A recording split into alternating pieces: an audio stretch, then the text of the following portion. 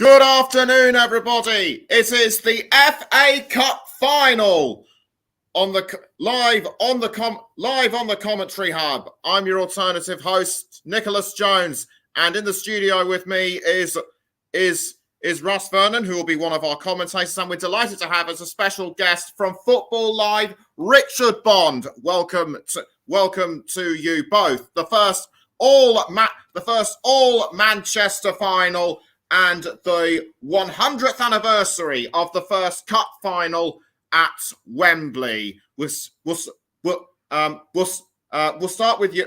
We'll start with you, Russ. Manchester City aiming to add to their treble ambition by winning the FA Cup after dominating this season's Premier League. As it said on the banner, as it said on one of the fans' banners, 1 down, 2 to go. Can they do it today?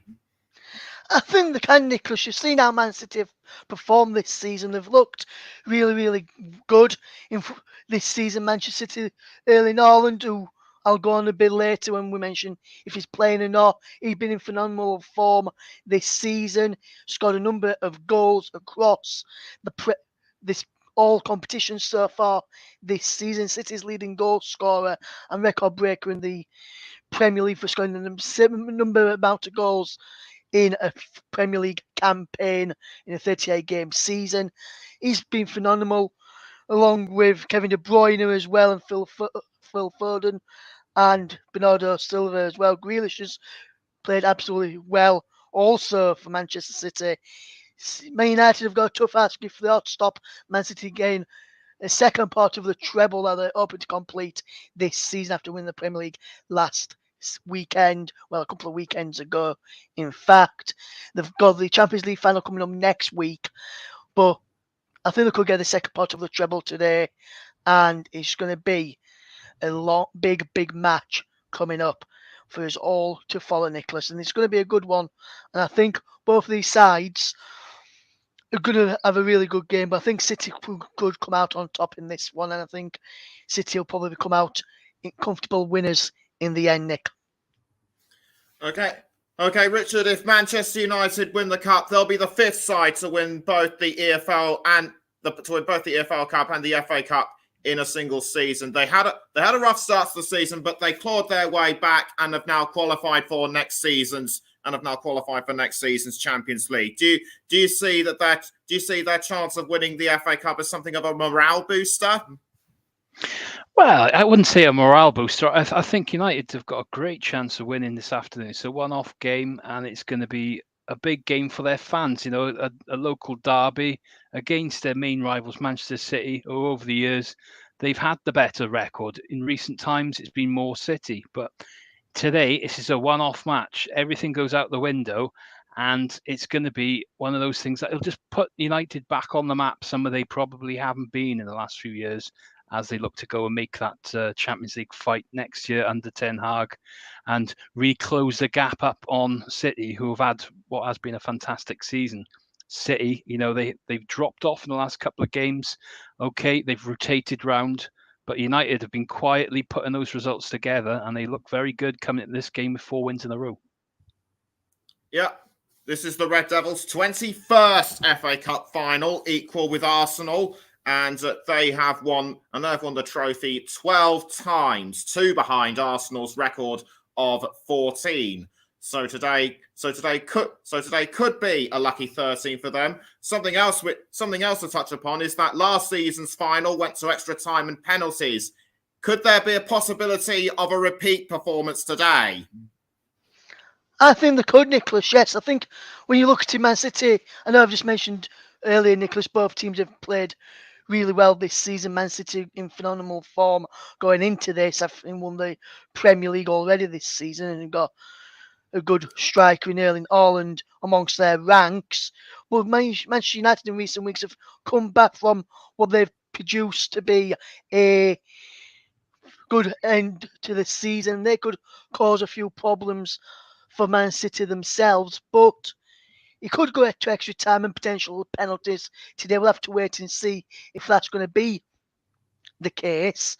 But you can't it out winning it in 90 minutes either of these two sides, because both sides have shown on their day this season, they can beat anyone in the league, and it's going to be a very, very tough ask. If he goes to extra time and penalties, I'm not sure who I'm going to go for in terms of who's going to win this game. Just looking at Man United's route to the final on the screen here in Man United in the semi-finals drew 0-0 and won it on penalties. So Man City got through without needing any extra time in their game. So Man City probably will go into this as confident and hoping they can take it one step further and win. We are going into extra time, but Man United know that if they do get to extra time and get through extra time as well, they've got that winning boost behind them from penalties in the previous round on this same state on this venue. So it's going to be a tough one to follow, Nicholas. And I think it could potentially go that way, but who knows in the end of it. And Rich, what do you recommend? Do you think it could go to extra time and potentially penalties? So I hate the fact that sometimes it goes to penalties. It's such a lottery. You could just play so well for 90 minutes, 120 minutes, and it all goes out the window with one shootout. But it could be one of those games. I think it depends how United start in this one. I think if City, if they get going into their rhythm, they go a goal up, maybe 2 up, I think that's it. It's going to be a comfortable afternoon. But if United get in very quick and they get Fernandes and Rashford on the ball early and get in behind City, particularly as Brentford showed last week, they are gettable. This defense isn't impenetrable, and you can score against Manchester City. But my betting head says Man City, but I think United do have a chance this afternoon.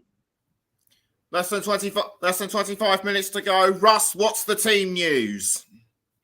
Yes, thank you, Nicholas. Team news is Man City, as expected, start with Stefan Ortega, who's been their first FA Cup choice keeper instead of the main first choice keeper, Ederson. Kevin De Bruyne and Jack Grealish are back from injury, and of course, the main man we've been talking about, Nicholas, and touched upon, Erling Haaland starts up front. Manchester United are without Antony, but only had a small chance of playing because of an injury. And they're also without Anthony Martial, which means Marcus Rashford is a centre forward with Jadon Sancho and Bruno Fernandes alongside him. Starting with Manchester City, then is Stefan Ortega in goal, Kyle Walker, John Stones, Ruben Diaz, Manuel Akanji, Rodri, Kevin De Bruyne, Ilkay Gundogan, Bernardo Silva, Jack Grealish, and our main man up front, Erling Haaland. As for Manchester United, is David De Gea in goal, Aaron Wan-Bissaka, Rafael Varane, Victor Lindelof, Luke Shaw, Casemiro, Fred, Christian Eriksen, Bruno Fernandes, Jadon Sancho, and Marcus Rashford. The Man City captain today is that of Ilkay Gundogan, and the man with the armband for Manchester United today is Bruno Fernandes. Just to tell you about the match officials, Paul Tina is the match referees, assisted by Neil Davis and Scott Ledger. Peter Banks is the fourth official. VAR, today we've got a small matter of VAR.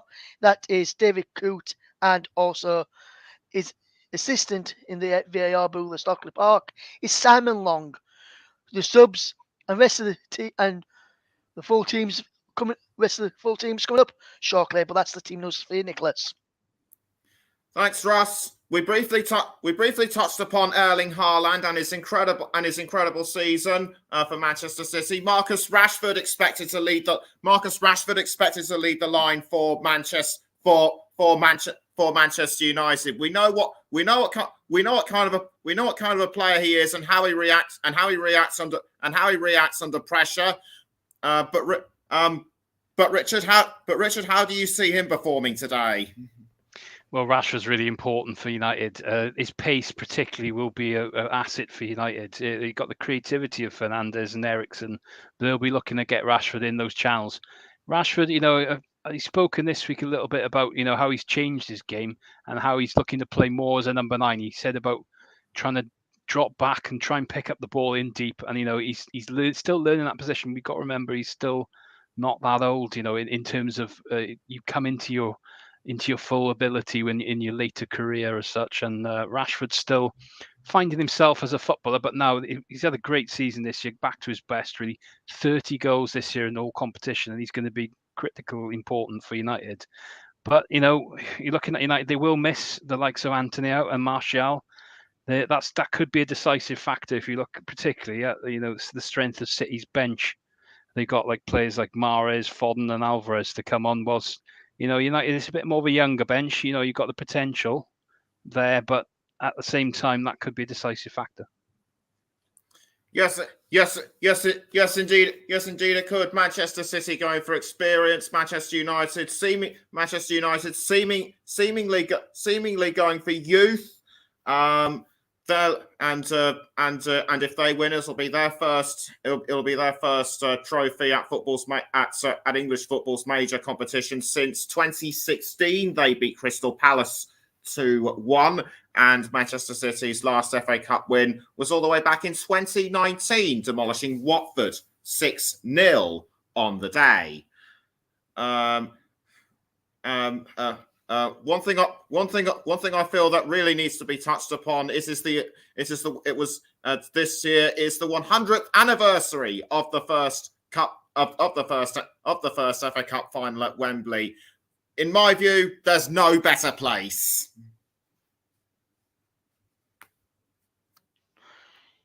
Absolutely, Nick. No better place than to do it at Wembley. I think both teams will know what it's about to win an FA Cup final at Wembley. Both teams have done it in the past. This will be Erling Haaland's first chance to try and get to win it at Wembley. And I think it's going to be a tough game, as we've already touched upon. But both teams know what it's about. Both teams that I've just read out to you, both got match winners in their side. Look, Man City, first of all, they've got Grealish, Haaland, De Bruyne, Bernardo Silva, Gundogan, and among some of their players who can win the teams. Then if you look at Manchester United as well, Nick, they've got Bruno Fernandes, Marcus Rashford, Christian Eriksen, Jadon Sancho, Rafael Varane, Casemiro as well. So both teams have got winners, and both players know what this occasion means to the player, to both sets of fans. Obviously, Haaland will have been told about it because he's not played in an FA Cup final an FA Cup game up against Manchester United. So both teams will know now, and the players will know what it means to play against their bitter rivals at Wembley in this final, first ever Manchester FA Cup final. So it'll be interesting, that extra bit of motivation, try and get one over on their rivals in the first ever game in this competition, in the final, that is. So very interesting to see how this game does unfold. And, well, as you say, it's going to be a very interesting game, Nick, and one which both teams will be edging towards and looking forward to getting. Yes, indeed, Matt. Yes, indeed, and yes, indeed, Rich. What will Erik Ten Hag do differently in terms of what will the team do differently tactically in terms of pitch performance? Let me try that again. What different tactics will Manchester United have going into the FA Cup final as opposed to the EFL Cup final earlier in the year? I think it's one of those games really, such where you've got to look at the way your team plays. I think Ten Hag is sort of trying to get that point across, and he will look for United to win the match rather than to contain City. I think that was the point he was trying to get across. But Judd, looking at the way they've set up in terms of the players they picked today, it looks like United have gone 4-3-3 as such, with Casemiro, Eriksen and Fred. So with Fred in there as well in that midfield three, there's going to be a bit more license really to a bit more protection rather of the back four. So we're expecting then, the likes of De Bruyne and Gundogan were particularly good at switching with Bernardo Silva, particularly those three. They're going to have to really keep them quiet. De Bruyne in particular, we've seen all he needs is a bit of space, and he's found a nice little pocket to play in Erling Haaland. You give Erling Haaland one chance, we've seen 52 occasions this season, the ball is in the back of the net. So I think there is a slight caution within his selection there, and I think it's going to be an important start to the match. I was saying earlier, first 15 minutes of this one are going to be vital Riyad Mahrez is another player to consider. Scoring in the semi-finals. He's actually scored 5 so far this season. So could he be the second choice goal scorer? Well, it's going to be an interesting one, Mahrez. He's coming off the bench at some point in this match. Got a hat trick in that semi-final against Sheffield United, and he's got a particularly good record of scoring against the big teams. There's so many good players on that City bench. Particularly I was quite surprised not to see Phil Foden today. Phil Foden has got a great record in this fixture. He scored a hat trick at the Etihad in October. Let's not forget. But getting back to United, really the players missing really may be the difference on the day. But like I say, City's bench is absolutely fantastic. Yes. So a lack of key players for Manchester United could hamper them. As well as being live on the main Commentary Hub channel, we're also live on the Commentary Hub 2, JB Sports, Storm FM, our Twitch channel, and also Russ's TV, and also Russ's Twitch channel, Russ TV Journo, I think it is. Anyway, also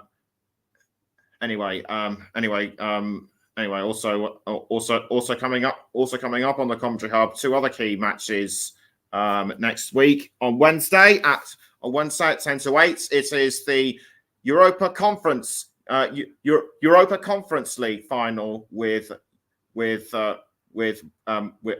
is Fiorentina and West Ham United. Russ Vernon and Paul James will be on commentary for that one, and also and on Saturday it is the big one, the Champions League final between Manchester City and Inter Milan. But this time it'll be all Russ, and the program will start at 10 to 8. So before we go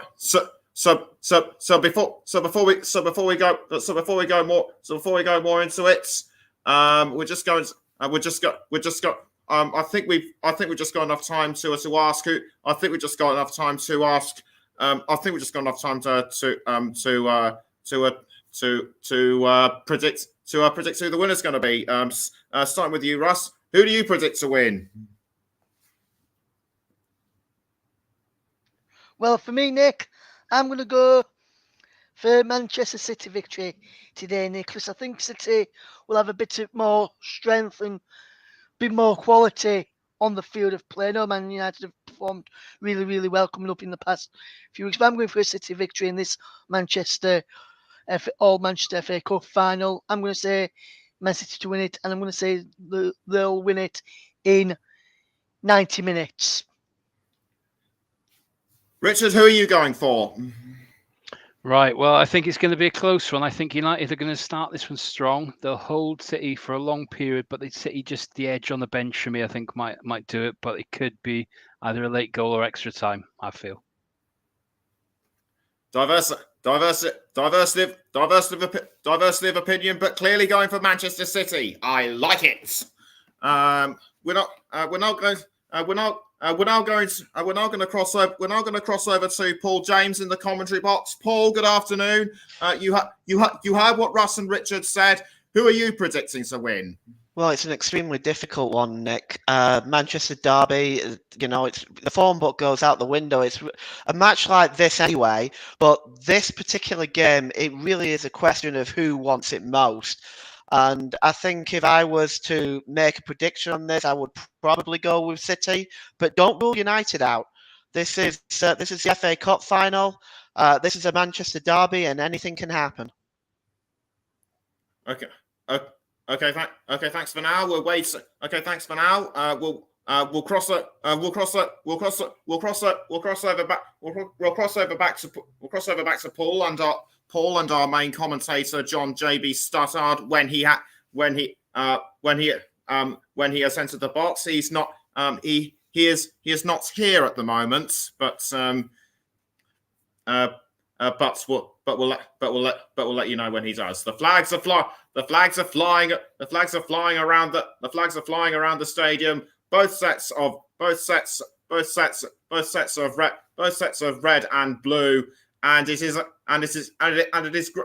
so lovely to see such a variety of colours packed around a single stadium. The fireworks and the pyrotechnics are just add to that as well. I think before we went on air, there was a DJ set going on as well, which just adds to the hype as well, in my opinion. And we've got special and there are also special guests inside the stands. Just saw David Beckham briefly. He knows what it's like. He knows what it's like to win a competition like the FA Cup. Was of course part of the infamous Manchester United treble in the 98-99 season. So the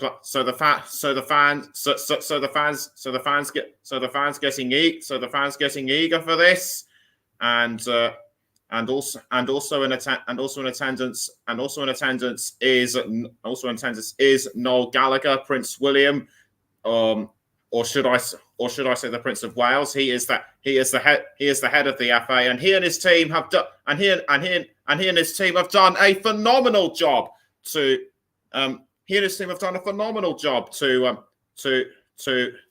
put an occasion like this together. And also special mention must go to the FA for the tireless amount of work that he's been doing. That they've been doing all around the country. We're going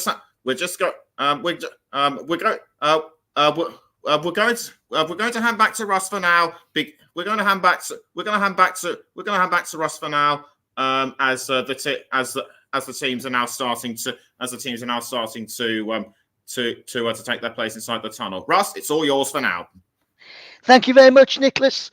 Good afternoon, everybody. Good afternoon to our wonderful audience listening across all the platforms today. A very big thank you for joining me over on my Twitch channel for the very first time for this one-off commentary match here for the commentary hobbies over on Russ v Journo over there. We're also live across our Twitch channel as well. Also on the commentary hub, JB Sports Storm FM commentary hub 2 as well on YouTube as well. The teams are in the tunnel. We're just getting ready before the teams emerge out onto the field of play in just a moment or so. We'll see the players almost getting ready for kickoff. One man who's going to be alongside me in the co-coms position for this game today is that of Nicholas Jones. He's going to be on co-coms alongside myself and JB. JB just having a few technical problems at his end at the moment in time. We'll hopefully get JB should be on for us in plenty of time before kick-off. The teams are, you can see there is Mike Summerby and Sir Alex Ferguson lifting on the trophy onto the podium and just standing for a photo side of it as well. So Alex Ferguson pumping the fist towards his fans. Summerby pumping the fist towards the City fans as well. Paul, it's going to be a good game, this one. I feel both teams are going to have a really good go and a really good game in this one. Should be a good one in the end. We've all got our predictions. But what are you looking at in terms of the key battles for this game today? Where do you think this game could be won and lost for either of these sides? Well, I think there's key players involved for both sides. Obviously, there's Erling Haaland and how are Manchester United going to marshal him. But I think the midfield is interesting as well because you've got City. It looks like they've got 4 attacking midfielders there with Grealish, Gundogan, De Bruyne and Silva. I think, as Rich mentioned earlier, you're going to want to try to watch Kevin De Bruyne as he's going to be looking to play in Haaland through the pockets there in midfield. So I think that's going to be important. I think Kevin De Bruyne's role in this game is going to be very, very key. For Manchester United, I think their biggest key to winning this game.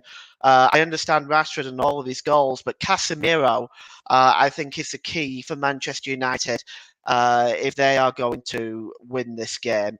So it'll be interesting, Ross, for sure. But I do expect at least the first 15 to 20 minutes to be a pretty cagey affair. Yes, it could well be, Paul. It could well be a KJ affair. Hopefully, we'll get JB on very, very shortly. But I'll be stepping in just until JB arrives in plenty of time. We're going to see the presentation party very, very shortly being presented to the players ahead of kickoff, and then we'll have the traditional national anthem as we normally do here for the FA Cup final between Manchester City and Manchester United in the game today. We'll go through all of that in plenty of time. Should be a good game. There's a presentation party led by Prince of Wales. Then the rest of the presentation party just going down, shaking hands as Ilkay Gundogan introduces him to his Manchester City teammates. This is going to be a good game today.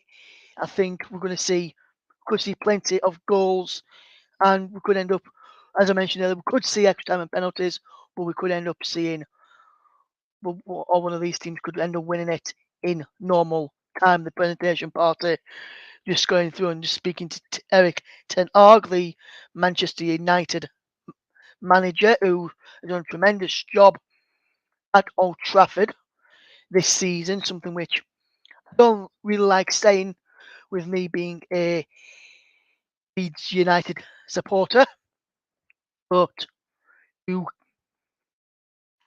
got to give praise where praise is due. And we're going to get ready in a moment for the national anthem in just a second or so, and we'll bring you that in a second. In this game, ahead of kickoff, and hopefully we'll have a. And now we're going to stand, if you're able, for the national anthem.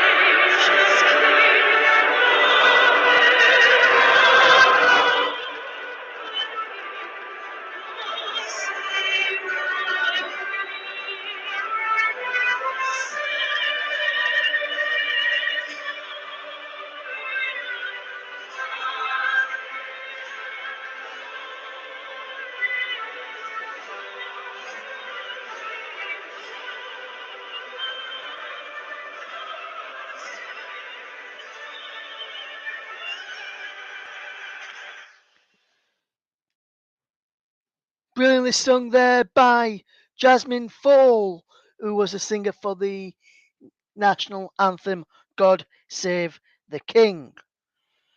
We're going to look at the two lineups again in just a moment, and we'll just ask Paul one final question in just a moment or two as well. The players just going through the handshakes ahead of kickoff and shaking the hands of the match officials as well, and shaking the players' hands as well. City players taking their tracksuits off, so to a Manchester United as we get ready for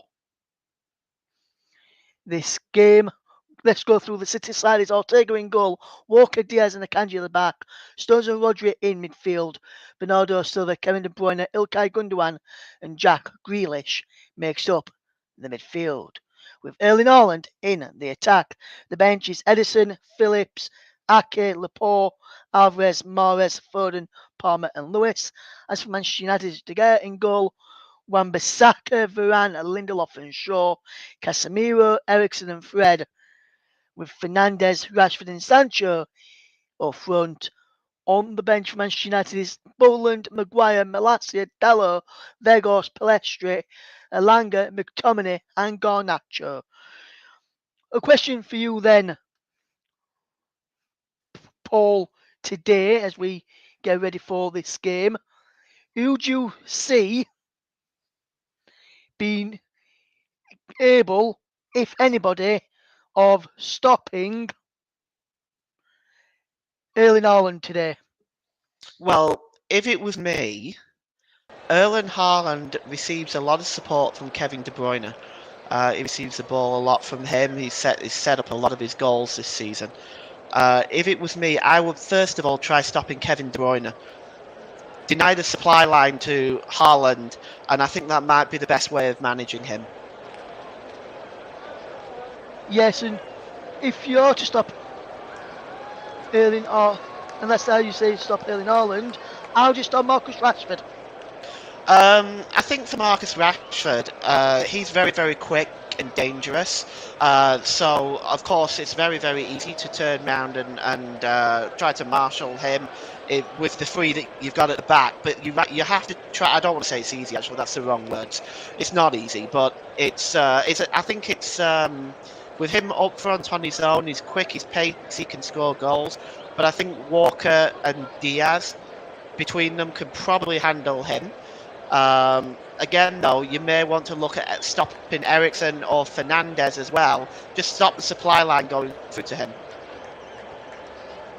Yes, the teams are almost ready, the officials are almost ready, and me and Paul are ready as well. Hopefully we'll get JB on very, very shortly to have the Bingo's commentary as well. Here's Ilkay Gundogan, who kicks off this FA Cup final, the first ever Manchester derby in the FA Cup, as the ball breaks the edge of the box and what a strike! And the opening goal of the game from Ilkay Gundogan inside 16 seconds. And Manchester City hit straight from the front, straight from kick-off, and wow, bang! Thank you, ma'am. And what a goal! We mentioned about stopping Erling Haaland. They didn't need to stop Erling Haaland. They needed to stop Ilkay Gundogan.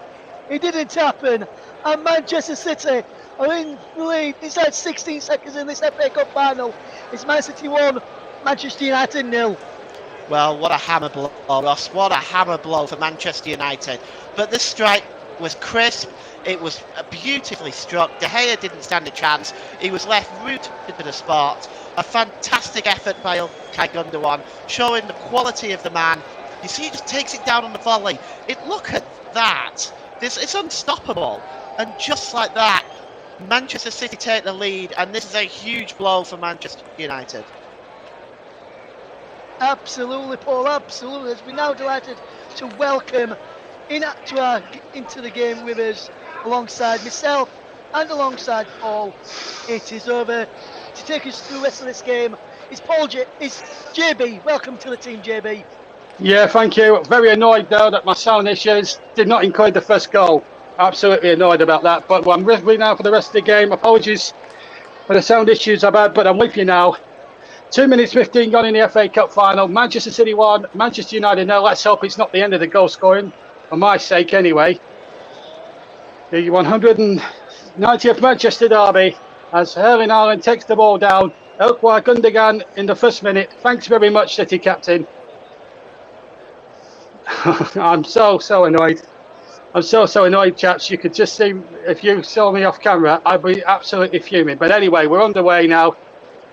Manchester City, just to remind you, attacking the end to my right, where all the Manchester United fans are. Gundogan with the goal. De Bruyne going down the right-hand side. Just to remind you that Stefan Ortega starting for Manchester City. They've won a free kick here. The treble bidders. And already City got United on the rack, lads. Yeah, absolutely. It was a wonder strike, JB. I don't know whether you actually saw it, but it was an absolute. Well, I was too busy trying to. I was too busy trying to sort out my technical problems, and I was going to kill whoever made those technical problems thing, because they'll be screaming off. I'll be screaming off there at half time. That's for sure. Anyway, free kick, Paul, and it's free kick to Manchester City. We'll come back to Paul and Russ in a second. Let's see if we can get a goal here now. De Bruyne into the penalty area, header one and just wide. It was into the side netting from Ruben Dias, and behind for a goal kick, and a big chance to make it 2 there, lads. Yes, there's a fantastic effort from Manchester City again to make it 2-0. Brilliant free kick from Kevin De Bruyne. And there's a wonderful header from Rodri, just the wrong side of the post there from Manchester City's point of view. And that's a decent effort again from Manchester City, just to the side netting. But Paul, Man City have got Man United on the ropes here, haven't they? Oh, they have. It's dominant play by City so far, and United at the moment look a bit at 6s and 7s right now. Well, this is the goal again. I'm just seeing it now on my monitor. This is the first time I've seen it. De Bruyne involved, and Gundogan with one of the greatest volleys of all time. And that's even annoyed me a little bit more now, because I've seen it for the first time. One of the great cup final goals has been denied. Denied me, but Russ called it perfectly. I did hear him call it nicely. So thanks to Russ there for stepping in for the first 15 minutes. But I'm back now. Teams were presented by Prince William, the FA president as well, as the ball is played back to De Bruyne. Now Walker back to De Bruyne once again. 1-0 to City if you've just joined us. Gundogan with the goal after a minute. De Bruyne's cross from the right hand side, headed away by Lindelof. Kyle Walker takes it down on the chest. Let's hope we get more goals in this final. And it's Gundogan with the goal. Probably about 4th or 5th favourite and the top scorers. And not surprisingly, Erling Haaland was, odds-on favourite at 6-4 on with some bookmakers this morning to score the first goal in this final. But it's City taking charge, and here's Grealish. Grealish with another shot and goes narrowly wide. But at the moment, City boys looking to run away with it here early doors. 5 minutes gone, still 1-0 to City as we see that volley again with the right foot from Ilkay Gundogan, and what a goal that was. No wonder Pep's smiling. Well, United look very disorganised right now, and I just saw on my monitor there, JB, Casemiro is trying to calm the United defence down and get them settled, and you can see the worried look on David Beckham's face. And of course, Alex Ferguson and Mike Summerby led out the teams before the start. But it's been a really good start to a cup final, but for Manchester City. But Manchester United, Paul has just mentioned there, David Beckham there. Manchester United legend, part of that treble-winning side of '99. And it's been a rip-roaring start to the game.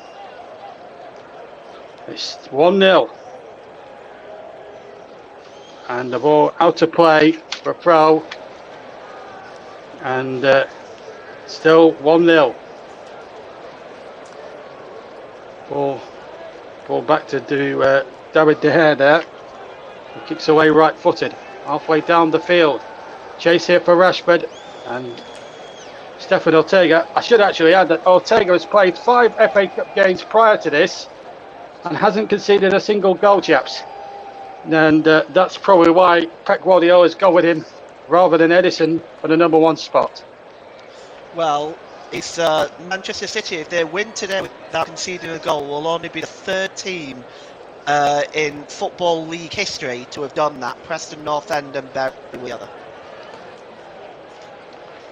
And in fact, the goal, I don't know what the goal was timed at, but the quickest, I mean, I don't know what the goal was timed at, chats, but it's certainly up there for the quickest ever goal.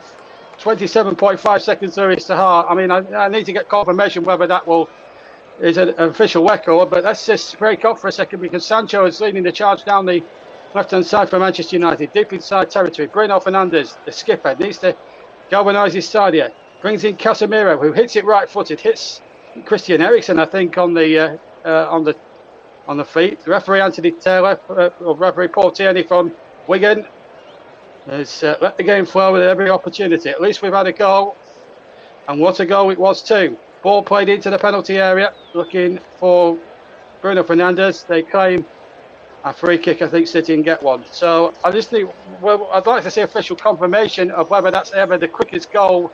It's certainly up there. Has to be. I can tell you that the goal from Ilkay Gundogan today was timed at just 13 seconds and is, unsurprisingly, the fastest ever scored in an FA Cup final from Ilkay Gundogan. 13 seconds was the goal was timed at, and is the fastest ever scored in an FA Cup final.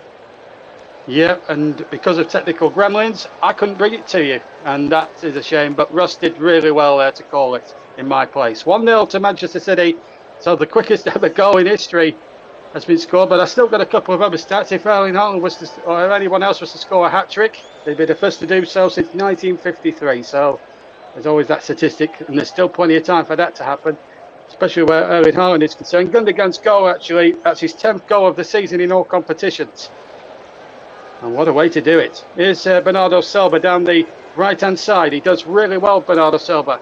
Good ball. No, it's not. He was looking for Grealish, and Wan-Bissaka just got it away. But City quite easily win the ball back here with Ruben Dias on the halfway line. Chips it forward towards the United penalty area. De Bruyne takes it on the right, but doesn't control it well.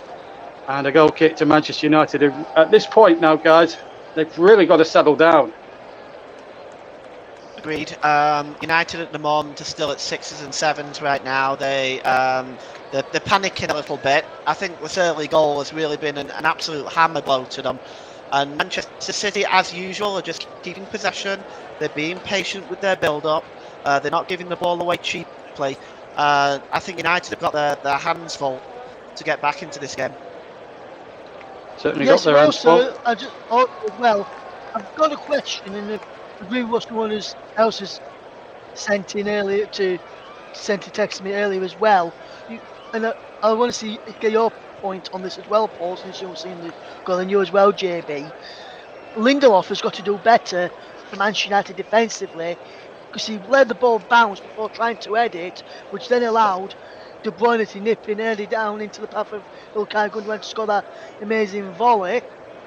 But Lindelof has got to do better defensively for Man United, as you said, Paul. We're still 6s and 7s at Manchester United defensively at the moment. But Lindelof has really got to do better with that header early on. Yeah, I agree. He let the ball bounce. It's a cardinal sin defensively on the edge of the area and inside your own penalty area. You don't let the ball bounce. Yeah, I agree. But at the moment, we've got a player down injured for Manchester City, so it's Kananji who's down there, and so too is Casemiro. My view on the goal is, yeah, he should be a lot better defensively. But having said that, there's still a lot of work to do with the volley, and Gundogan executed it beautifully. So 1-0 as Casemiro went in very hard there on Manuel Akanji. In under normal circumstances, because it's early in the game, it may have just saved him being booked, I suppose, lads. But possible yellow card? I think so. But I do think Paul Tierney is trying to let the game flow without too many yellow cards, and that's a criticism I've had of him in the past. So I'm actually glad to see him doing that. And also, I think there's a responsibility. I'm going to ask your views, guys. I mean, we saw the shameful scenes, what happened in Budapest on Wednesday night, with both Seville and Roma, it has to be said, and the way that Anthony Taylor was criticised, certainly by Jose Mourinho. Is there a responsibility on players and managers now to really put on a show and not make it all about the referee all the time? Because we've seen finals, and we saw that one on Wednesday. I mean, you guys would have been more all over it more than I will, but I was watching it as an observer at home, and it was probably one of the worst finals I've ever seen. I mean, do you concur that the referee needs to stay in the background a little bit and let them and give the players the responsibility to actually play and not dive and cheat and try to con the referee in any way? Yeah, I agree, JB. And for me as well, the appalling behaviour from what happened with Anthony Taylor from Jose Mourinho on the day after the match in the car park, and then what's happened with the Roma fans afterwards in the airport on his way home is nothing more than a disgrace. And hopefully, from everyone here in the country, I hope Anthony's doing okay. But I agree, JB. I think Paul Tierney, as Paul Riley said earlier on, is letting this game flow, and yes, he's getting free kicks when he needs to. And one thing I do like about the referee, what Anthony Taylor did in midweek, as I saw the game and covered the game here on the commentary hub, is that he was explaining the decisions to the match, to the both teams, and saying, because I think it was Roma appealing for a free kick, which didn't get given, and he said to the captain of Roma that I didn't give the free kick for Sevilla within the exact same incident, and so I'm not going to give this one, am I? So, and that's good refereeing. If you're not going to give for one, don't give for the other.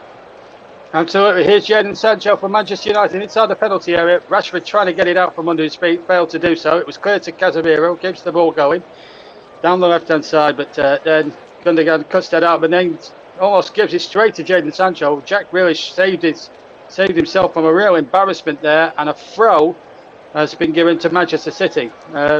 Paul, your views on the Wednesday night game? It was a disgrace, wasn't it? It was absolutely disgraceful.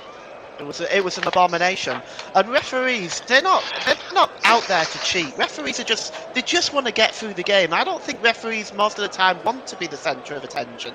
I think it's up to the players to start behaving more like professionals and less like the behaviour of animals. It's poor. It's really poor, because that then incites the fans, and that then creates problems. In this case, for Anthony Taylor. Well, let's hope there's none of that for Paul Tierney. I'll just run through all the officials when we get a second or two. Just to remind you that Ortega's in goal for Manchester City rather than Edison, on the strength of him keeping 5 clean sheets on the bounce. Manchester City's run to the final has been quite comprehensive. Been drawn away once, that was at Bristol City in the 5th round, but their run to the final reads this: Chelsea 4-0, Arsenal 1-0, Bristol City 3-0, Burnley 6-0, Sheffield United here 3-0. Manchester United's been a lot more tougher route to get their. City with a 3-kick foul by Fred. Everton at home 3-1, Reading also at home 3-1, West Ham at home 3-1, and Fulham 3-1. But that's probably the 6th round game. That was the toughest to get to Wembley in the first place, because Fulham led well before the implosion of Mitrovic and Marco Silva in that quarter final. And then Brighton, it finished 0-0, 7-6 on penalties. So United, you would think, on paper, have had the toughest route to the final. Having said that, though, both teams have had quite conveniently easy home draws to get there. But that's not their fault. You've got to beat what's in front of you. Ball played it towards Haaland. May have been a suspicion of offside there as he stretched on the edge of the 6-yard area. It rolled favourably for David De Gea. But again, Manchester City using the flanks really well, crossing from the left, and it was touch and go whether Haaland was offside. But certainly, I'll bring you both in now. Certainly, that was a close run thing for Manchester United. Yeah, defensively again, they let Haaland go. The ball was played in, as I mentioned to Ross at the top of the game before kickoff. I think it's going to be important for Manchester United to deal with Kevin De Bruyne, because De Bruyne and Haaland link up very, very well. And if you have difficulty stopping Haaland, maybe stop Supply coming in first. Well, absolutely. So a free kick to Manchester United and just shy of halfway inside their own half. Certainly a sumptuous volley. It's really got this final up on the right foot. And of course, it's nice to have the traditional 3 o'clock kickoff back. I'll just quickly run through the officials. Paul Tierney from Wigan, Neil Davis of London, and Scott Ledger of South Yorkshire, the 2 assistants. Peter Banks of Merseyside is the 4th official, and VAR ref, if required, is David Cute of Nottinghamshire. And just to remind you, if it's level after 90 minutes, we will have extra time today at Wembley, and if it's level after that, 1-1, 2-2, whatever, it will be a penalty shootout. And there are 5 substitutes to be used during the regulation 90 minutes, plus an extra 1 each in the half hour's extra time should it go that far.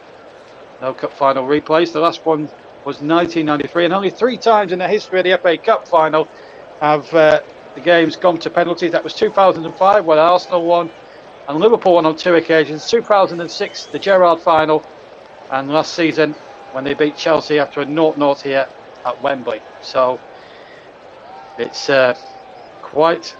let's hope it doesn't go to penalties for a 4th time and we get this settled within 90 minutes this afternoon. At the moment, City.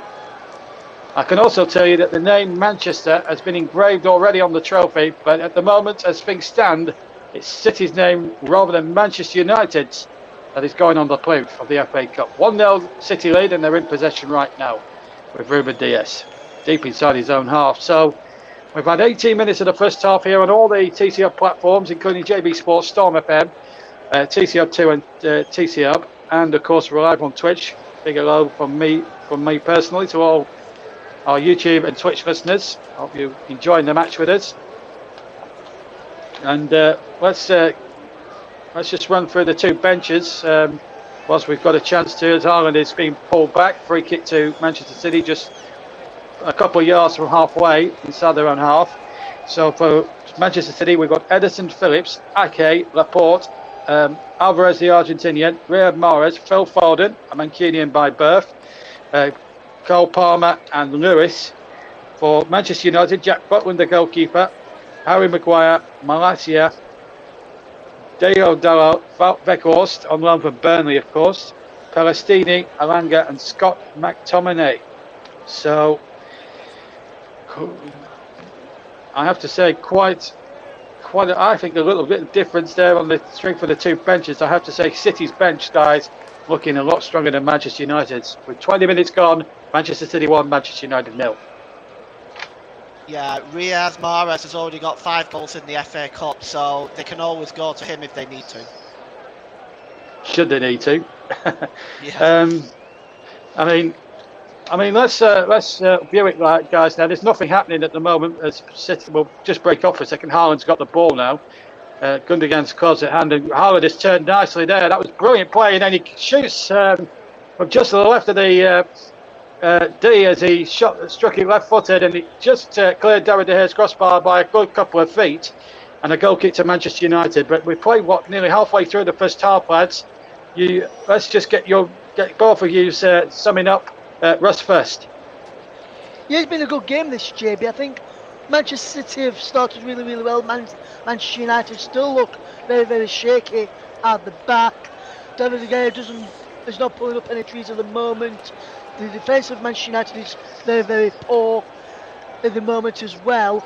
And every time City go forward, they look like they will be scoring at every available opportunity, in my opinion. And Manchester United just can't contain them at the moment.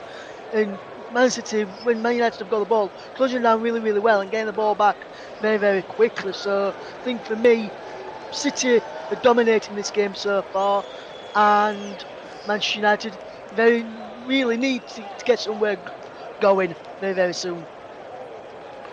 Paul? Yeah, I agree with Ross, actually. They're also giving the ball away, Manchester United, far too easily and too cheaply. And look at this, City are going to break forward again in a moment. They just can't be stopped right now, and Manchester United don't have any answers at the moment. Yes, he's back with Ortega now. Let's see if Paul's premonition comes true here. There's De Bruyne, and look at the space he's got there to test and turn away from Eriksen. He was nowhere near, and De Bruyne wanted towards the area. And it was well stopped there it needed 2-3 Manchester United players to stop him from going further. He could have had the shot a lot earlier than he did. Rashford on the chase down the other end on the far side for Manchester United, and he thought he was pushed to the ground, but the ball has gone into touch, and a goal kick to Manchester City. And as Paul James quite rightly said just now, and Russ, it's all Manchester City. Definitely Paul James and Russ Burnham were spot on with their comments just then of how the game's gone. And as Paul says, also rightly says, City attacking relentlessly and looking pretty good. We'll also keep you up to date with the test match as well, between England and Ireland in the game not too far down the road at Lord's. Quite the busy day in London. We've had the Epsom Derby. That's still going on, that particular meeting. Frankie Dettori didn't win it, but to be fair, he can't win anything. He did win the Oaks yesterday, so I don't think he'd be too choosy. He's had a good meeting, though. That's for sure. We'll keep you, as I said, we'll keep you abreast of the test match as well, and all the other things that go with it. Just to remind you that the Scottish Cup final also in the Women's Champions League. Wolfsburg lead Barcelona 1-0 in that one. The Women's Champions League final. Here's Eriksson playing the ball out to Wan-Bissaka. We'll get a test match score update in just a second, because United are on the attack, and it's just wide from Marcus Rashford. A cross came in from the left-hand channel, or from the right-hand channel, I should say. It was Casemiro playing the ball in, and Rashford just about 15 yards from goal, headed it just maybe a couple of feet wide for a goal kick. Still 1-0 as we get the guys' views on the chance just gone. Yeah, for me, JB, I'm just seeing the chance again. It was a good ball in, but Rashford just couldn't get. His header was right, but the direction was poor. He was too far out to get this sort of direction on it towards goal. He's now receiving some treatment at the moment for Manchester United. But for me, the header was spot on from Rashford. The direction was poor, and that was from the direction the way it was from the goal. Man United there have shown that they can game behind Manchester City and create a chance. They need to keep doing that. Otherwise, as I'm just seeing the opening goal of the game again, he was very, very good there from Manchester City for the goal. But that chance for Manchester United, it needs to be a bit further inside the penalty area than what it was, Rashford, to be able to test Ederson in the Man City goal, because he was never really going to trouble Ederson there. What did you make to it, Paul? Well, I think it's Manchester United's best chance. Maybe I'm being harsh and overly critical, but I think he should have done better with that. I think he should have hit the target with that. United haven't had any chances really in this first half, and I think that's the best chance that they've had so far. Well, thank you, lads. And just to break off, there's nothing happening at the moment. They're just taking on flurries and stuff. De Gea's all right, by the way. He's had his treatment and he looks okay to continue. But whilst there's a break in play, I'll give you a latest test match update. Ireland trail England by 15 runs in their second innings. They're currently 337 for 7. There were 172 not out in their first innings, and England then made 524. But Adair, one of their players, was defiant, put up a defiant knock of 88 as City play up from the back. But at the moment, if Ireland at the moment might just avoid an innings defeat. England are going to win the game. There's got plenty of time. There's a couple of days left of the test match to go. 2.5 days possibly left of the test match to go. Still a long way to go. And you fancy England anyway would win it quite comfortably. But Ireland frustrating them now. Trail by 15 runs in their second innings. They've got 3 wickets in hand. That's the latest test match score. And we'll keep you abreast of what happens. If any wickets fall, we'll keep you abreast on the commentary home. Meanwhile, in the football, Manchester City won, Manchester United 0 in the FA Cup final of 2023. Good value for their lead. Ilkay Gundogan, 13 seconds. It's been timed on the TTO clock, and if that is correct, it will be the quickest ever goal in history. For so many years, it was Di Matteo, 42 seconds. And in 2009, for at least a dozen or so years, it was Louis Saha. But history has been made. Quickest goal before Di Matteo's, I think it was Jackie Milburn in 55 seconds in about just less than a minute in 1955 when Newcastle last won a major domestic trophy. It came so mighty cause it's either De Bruyne shoots just wide of the right-hand post. De Gea may have just had it covered. It gets a seal of approval from Pep Guardiola and a goal kick to Manchester United. But my goodness, lads, that was too close for comfort because De Bruyne hit this shot along the floor very, very with such efficiency, and it was lethal. Absolutely, JB. Fantastic effort there. And De Gea was scrambling. I think he had it covered, but he was scrambling to get to it. 2 inches to the right of the post there would have been 2-0. And it should have been 2-0, but it's Rashford down the other end. I'll get Paul's view on it in a second because United are on the attack with Wan-Bissaka. Here's Rashford again. He's just drifted up to the right. Casemiro's in field. Casemiro United trying to put one or two passes together. Can they find an equaliser now as we approach the 28.5-minute mark? And it's Bernardo Silva leading the charge for the treble chasers of Manchester City. Remember, next Saturday we'll have it live on the TC Hub for you. Live commentary of the European Cup final next Saturday. Manchester City against Inter Milan. Should be a cracker in Istanbul. And we'll be bringing it to you live on all TC Hub platforms. And it will be our privilege to bring it to you. Here's Gundogan now. Oh, rather, sorry, Bruno Fernandes rather for Manchester United. Wan-Bissaka trying to dart round the far side. He tries to clear a handball, an optimistic handball. And a goal, and it's with Ortega, and it's bowled out to John Stones now. It looks like there was talk about him playing in midfield, and it looks as if that is the case. And there were other options that other media were saying, 4-3-3 with Stones at the back, but it looks as if it's a back three. Looking at the shape of Manchester City, and it looks as if John Stones is playing in that experimental midfield role, and it must be working a treat because City are having so much joy in the middle of the park. Yeah, absolutely. They're controlling it in the middle of the park right now. They are working around there. No, hang on a minute. I'm just going to... Sorry, Paul. I've got to break off for a second because the referee and Jack Grealish is involved here. There's something going on. Paul Tierney is going over to the monitor here. Now, we've got high drama in this cup final. And they are checking for a handball against Jack Grealish, potentially. Now, then. This has come about. It's taken at least a minute. And we all thought it all settled down. Now then, let's have a look whether that was handed. Well, his hand is out. Paul James, your views. Then Russ Vernon. Well, for me, that's penalty, JB. He's got his ball out he's got his hand out in the air. He's stopping the ball from being headed across. For me, that's an absolute stonewall penalty. Russ Vernon, your views. Yeah, for me, I agree with Paul. That's a stonewall penalty. Penalty! It's a penalty! And there's no doubt about it, Grealish will probably be booked for handball. Paul Tierney has given the penalty, and I think it was the correct decision from both him and David Coote. There's no doubt about it. As soon as Paul James, Russ Vernon and myself saw as we see Howard Webb there, the referee's chief, I think that's a great decision.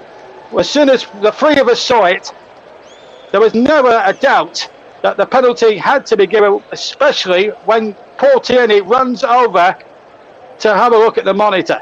And Manchester United here have a chance, having been outplayed for about 32 minutes almost, to get themselves level. City players still protesting the decision, but to be quite frank, there isn't a case to answer. So Stefan Ortega, who's yet to concede a goal in this FA Cup run, and if he was to achieve it today, it would be the first time in 100 years it's been achieved by anybody, but it's under massive threat now thanks to Jack Grealish's stupidity. Bruno Fernandes will spot the ball now.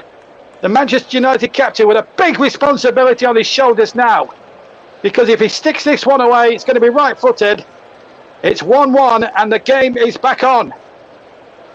What a moment this could be in the destiny of the game here. As Fernandes steps in right foot and he scored! Manchester United are back in it! And that is the beauty of VAR when it works properly. And Bruno Fernandes, cool as you like, hop, skipped and jumped, and then coolly with the side of his right foot, as Sir Alex Ferguson and Joe Glazier looks on,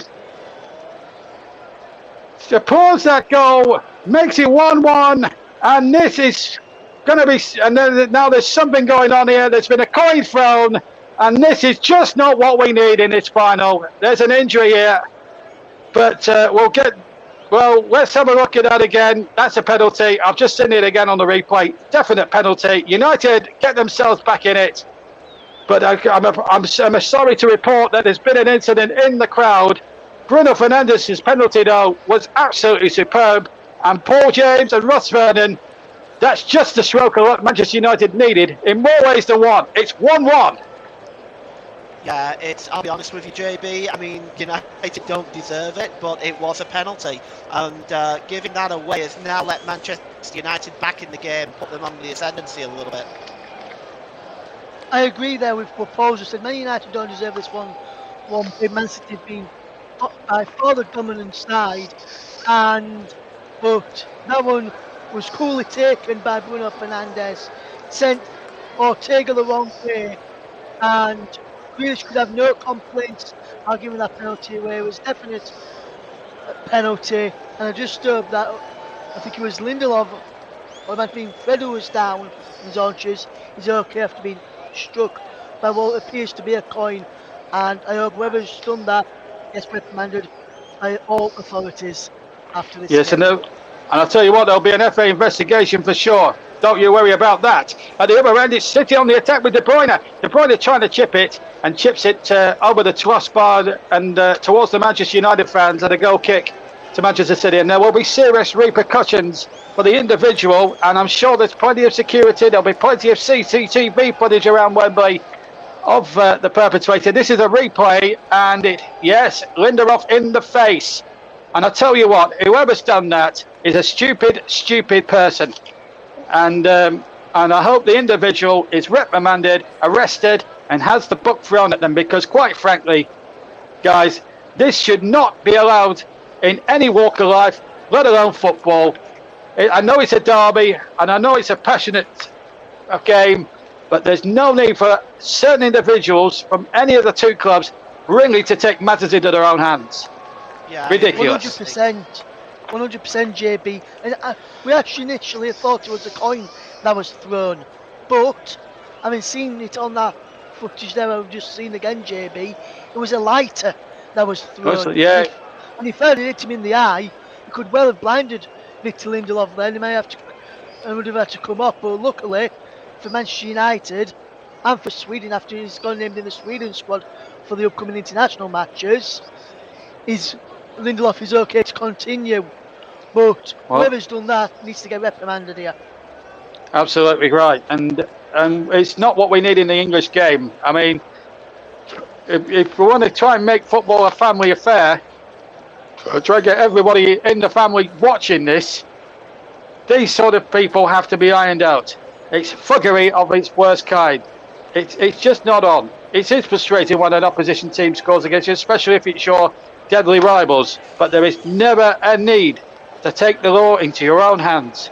It just isn't. Anyway, let's get back to the game. There'll be repercussions, that's for sure, from the Football Association, and there'll be an internal investigation, and I'm sure it came from the Manchester City end, so there may be repercussions. Not that Manchester City have got plenty of those at the moment. They're under investigation of 150 different financial fair play charges at the moment, which is hanging over them like a big black cloud, even if they do complete the treble. But it's just not right in this day and age, and we've got kids watching and everything else. Everybody's watching this final.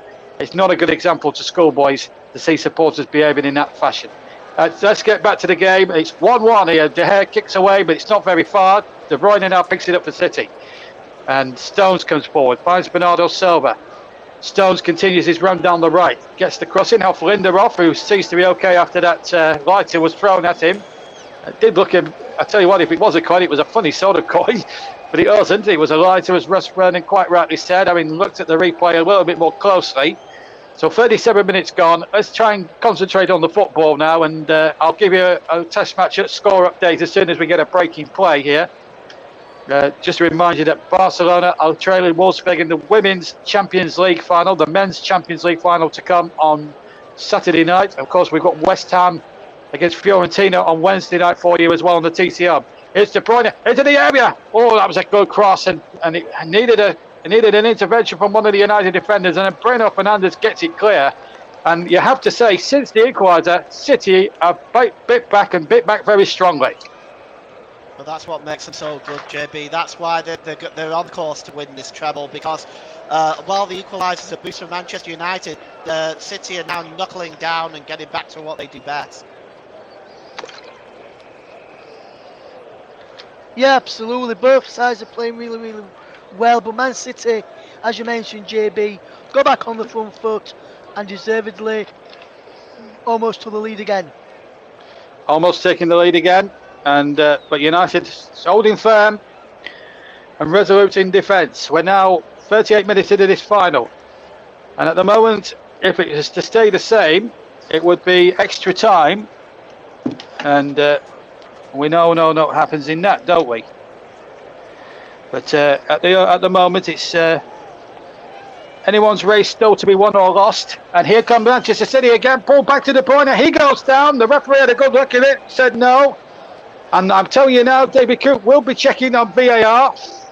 And I bet you a pound to a penny, one or two of the Manchester City players will be going over to Tierney as soon as this ball comes out of play, and we'll ask for that to be referred. We'll get more on that as we go along. Here's Shaw. Still the ball in play, so we can't really speculate until the ball goes out of play. Fernandes has the possession. Ball knocked forward again, and City win possession from Christian Eriksen. And how good to see him on the football field after his trials and tribulations of Euro 2021 when he had that cardiac arrest. Paul Tierney letting the game go, and he's going to have to whistle now. And City straight away are appealing to Paul Tierney's better nature here to see if they've got a case for a possible penalty.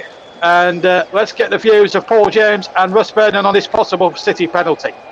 I'll just take a look at it there, JB. There's definitely contact. I've seen them given for less, but I just wonder whether Paul Tierney and David Coote and VAR kind of just figure that maybe he's gone down a little bit too easily.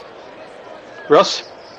Yeah, I'm probably have to agree with Paul. I think he's gone down far too easy there. There was contact, but I don't think there was enough contact for De Gea to go down there, JB. So, not De Gea, De Bruyne there, should I say. So for me, no penalty for City. Okay, 1-1 it is. I think it's probably about right, to be fair, that decision.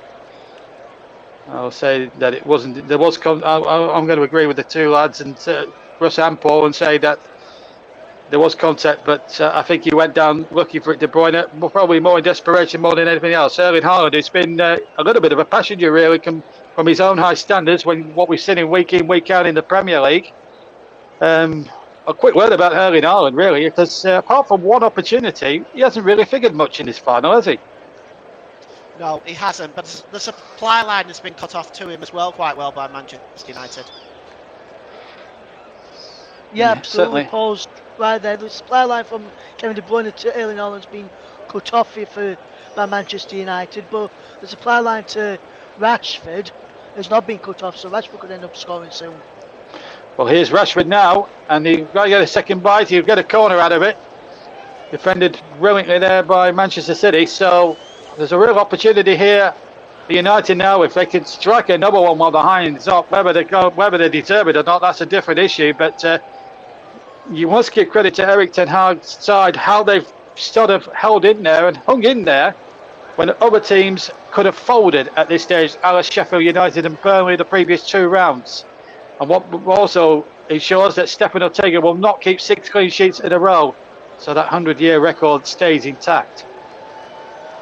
Eriksen's corner from the far side, curled out, flicked on, a chance! Oh, it's just over the top. It was, well, I think it may have been it was number 19 in there, Raphael Varane, with a real opportunity there, and if he'd have just got a better connection with his left foot, Russ and Paul, that would have been 2-1. Yeah, you got to wonder if that was Rashford in that position, whether it would have been 2-1. But it's a real chance for Man United.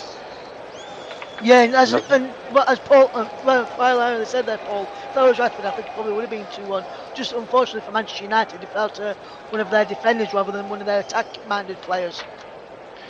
Well, here's Bernardo Silva down the other end for Manchester City. It's been a very, very good 42 minutes, and Shaw and Bernardo Silva in a little bit of a clash. Looks like Bernardo was looking for it. Shaw's actually come off worse there. Interesting to see what Paul Tierney gave here. Gave nothing. I think it was a bit of 6 of one, half a dozen the other, quite frankly. But let's get the lad's view on it. I don't think there was much in it personally. No, not for me either. It was, to be honest with you, it was a kind of coming together, but there was nothing in that really. Nothing in it for me either, coming together, and if anything, it was a kick out after after it happened from the Man City player on Luke Shaw, Bernardo Silva on Luke Shaw. So if anything for me, I would have had to say, I would have probably, if I was referee, I'd probably give it to Manchester United, but nothing at all for me. But I did see a little kick out, so potentially could have been a free kick to Manchester United after that. Well, whatever it is, it's United down the other end, and I've just seen a replay of David Beckham saluting that equalising goal. He waved his fist in the air.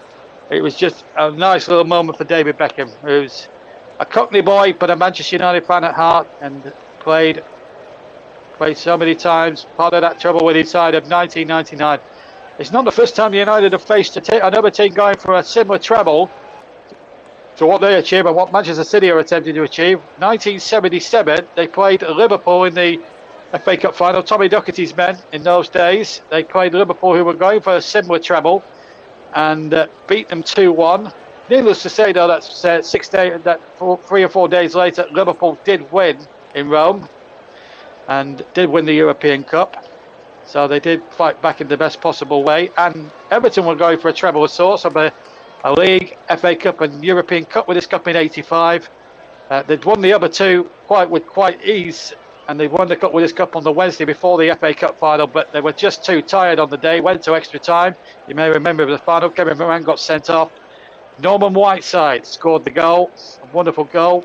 It's on YouTube for all the youngsters who may want to look back at that goal. It's a brilliant goal, how he's curled that beyond Neville Southall at the time. That was a great goal, and it won United the cup and denied Everton their treble. So United have got a good record of setting the odds when the backs are against the wall. Already won the League Cup as well this season. Let's not forget Manchester United.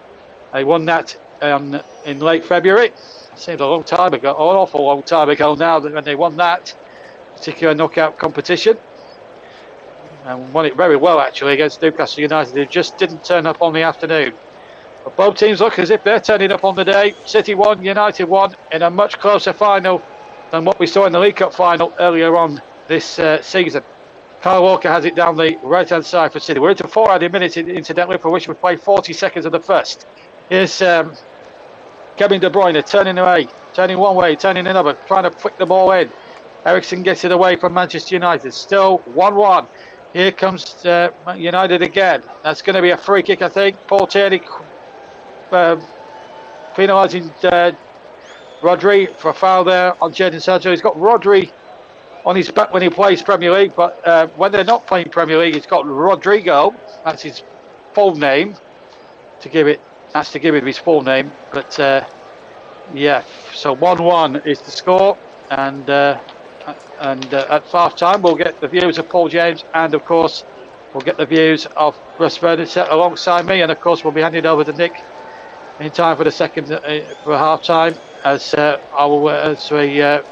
Jadon Sancho comes marauding forward, and it's hooked away once more up towards Kevin De Bruyne. And before we leave you at half time, I will give you a latest Test match score update as well from Lords in the third day of the Test match between England and Ireland. And in fact, I can tell you that Tong has taken a 5-wicket haul, but we'll bring you down in a second because Rashford is breaking free, and then Gundogan from almost his own 6-yard line gets it out for a throw. So Ireland, the latest score we've got is 349 for 8. They're still 2 wickets shy. If they don't get 3 runs and lose 2 wickets and don't get 3 runs, then England will still win by an innings. I think the game could be over today, quite honestly, although England may well have to back again. So Tong has taken 5 wickets at the moment. They did have but there's a scorecard at the moment. You're not missing anything at the moment. So Hume not out 8, and McBride is not out 84. And McBride at the moment defying England at the moment, but it's only going to be a question of time really before England win the Test match. But at the moment, England should win the Test match hopefully today, even if they have to bat again. That's the latest we've got at Lords, and here in the FA Cup final, they're heading towards tea in that one, unless England have taken the extra half hour to try and win this. Here's anyway, back to the football. Here's Kevin De Bruyne. I've not really mentioned Lancashire Yorkshire the other night, and I don't want to, Russ. If I'm quite honest with you. It's still very, very sore, that defeat. We'll get you at Old Trafford later on in the T20 Blast. I doubt it, Anyway. JB. I doubt it, my friend. Anyway, meanwhile, a yellow card to Aaron Wan-Bissaka for signing down Jack Grealish on the far side, and a free kick to Manchester City as we now go towards right at the end. Probably more momentum than anything else took him into Grealish, but that's not excusing the challenge. And a free kick to Manchester City and the referee. I have to say, Paul Tierney has been very reluctant to show yellow cards, lads, in the first half, and I think Wan-Bissaka would do well just to keep his mouth shut, having already been booked at this point. Absolutely. It's inexcusable, that one. He has to book for that. He doesn't have a choice. It was very late. Yes, you're probably right, JB. His momentum took him through. But, he's got to go into the book for that. And I agree with you. He's kept his card in his pocket as Paul Tierney. I think he's done a good job in this first half, actually. Paul, your views? Yeah, I think he has done a very good job, Paul Tierney, and he had to be a yellow card there. Grealish was going to be away if he hadn't have taken him down. So for me, JB, he had to be booked there. And this first half has gone very, very quick, and it's gone very quick because the game is flown at points, and both teams have played really good football. Yes, it's been a very open FA Cup final so far. Free kick then to Manchester City, who are being dreadlocked at 1-1 here. We've got about 15 seconds of the fourth to play. The ball played into the area. De Gea takes it very, very comfortably. And there shouldn't be any more mishaps now before half-time for either side, as the ball is bowled out to shore. The referee on cue bowls for half-time. So Ilkay Gundogan with the FA Cup record for the quickest goal scorer. 13 seconds, a sumptuous right-footed volley, and then a real aberration from Jack Grealish, handling inside the penalty area. Went to Bruno Fernandes on the half-hour mark, equalising, but there has been a massive incident after that Manchester United goal where a lighter was thrown at Victor Lindelof, and there could be serious repercussions for Manchester City, not just for the supporter who threw that object, but for Manchester City themselves. Not that they've got 150 fair play charges hanging over, financial fair play charges hanging over the Reds. That is the last thing they need right now. But at half-time, Nicholas, as we head off back to you, it's Manchester City 1, Manchester United 1.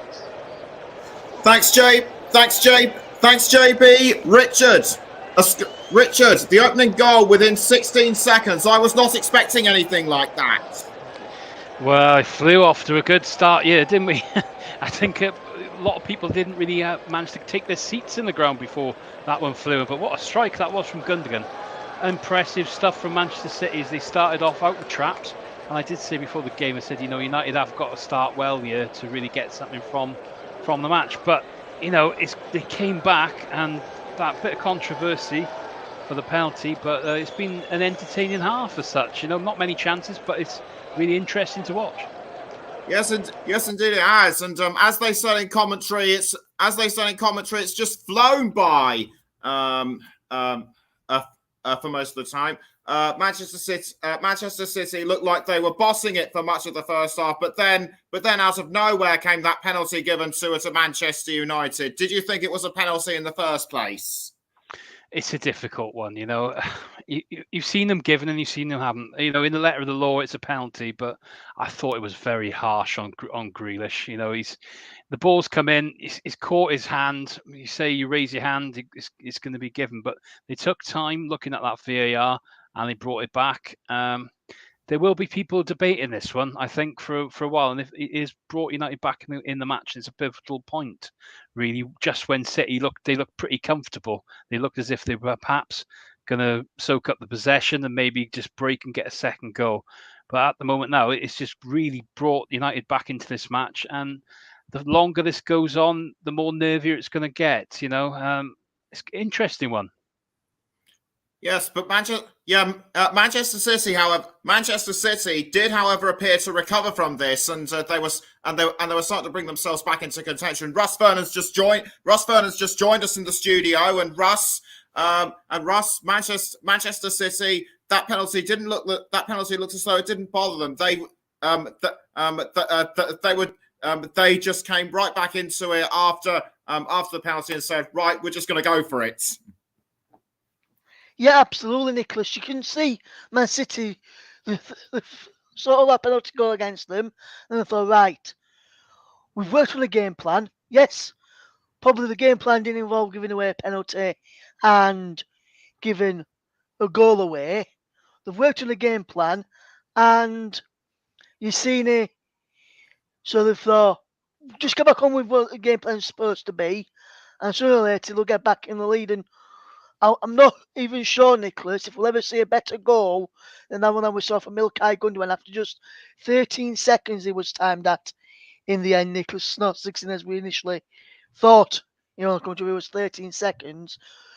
And I must say that goal there was a fantastic one from Gundogan. But Manchester City have come back into it. They've ended the half looking more dominant than Manchester United. Yes, Manchester United have had a few chances of their own, but Manchester City have caused Manchester United a few problems, and they'll look to do so again in the second half of this game. And who knows, it could end up going to extra time and penalties this.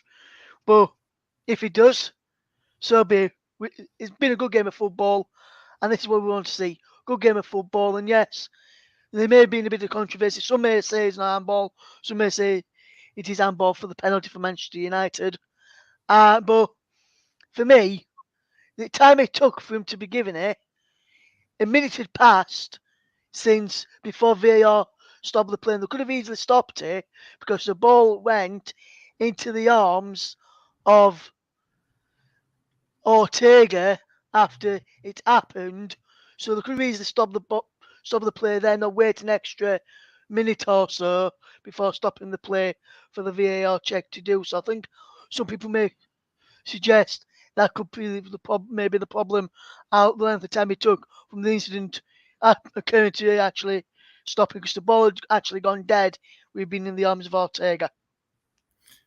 Yes, indeed it would be, and I can actually confirm that Louis Saha's previous record of the fastest FA Cup goal was in 2009 when he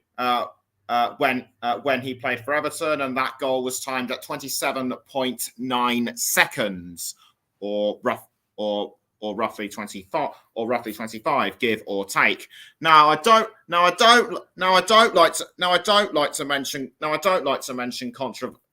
to mention controversy on a program like this, but we've been discussing this on and off for the past couple of years. The behaviour of fans, they just don't seem to learn. No, and I must have to say, the first of all, Nicholas, me, Paul James, and JB all thought it was a coin that was thrown and hit Victor Lindelof. But when we saw another shot of the celebrations, you could clearly see that it was a lighter that came from the Man City end when flying past him, hit him on the face, and then also hit him on the side of the head. And I think after that hit the shoulder of Jadon Sancho as well. So is that something that you don't want to see from supporters in this day and age, or any age in the game? And JB mentioned kids are watching this. Young kids who go and watch matches, or young players who may end up playing later on in life, and then or not playing professional and then going to watch teams they may think is acceptable to go and throw stuff like that at players. So for me, something needs to be done about this. And Rich, what do you make to that incident there where we've just been where the latter got thrown at Victor Lindelof there? Well, it's the latest in a series of examples of fans, sort of causing trouble and just getting away with things. Hopefully, whoever's caused the problem is going to be dealt with sufficiently. It's one of those things we don't want to see. We want to talk about the football. That's what we're here for. That's what we like to watch the game. Those kind of people really shouldn't be there. And that's, as far as I'm concerned, that's as far as it goes with me. Okay, and just a quick update on the UEFA Women's Champions League final. It's currently Wolfsburg leading Barcelona 2-0. Eva Pajor and Alexandra Pop were the two scorers. Alexandra Pop, familiar to the maybe familiar to previous listeners on the commentary hub. She was the player that was ruled out of Germany's squad Germany's squad before their game of the final against England. And some breaking news coming in the EFL Championship. Cardiff City appoint Errol Bulow as their new manager. If any Cardiff fans are listening, can you please let me know how this is pronounced? Cardiff, you may remember Cardiff, if you remember, just about clinging on to safety in the Championship to guarantee themselves another season in England's second tier. So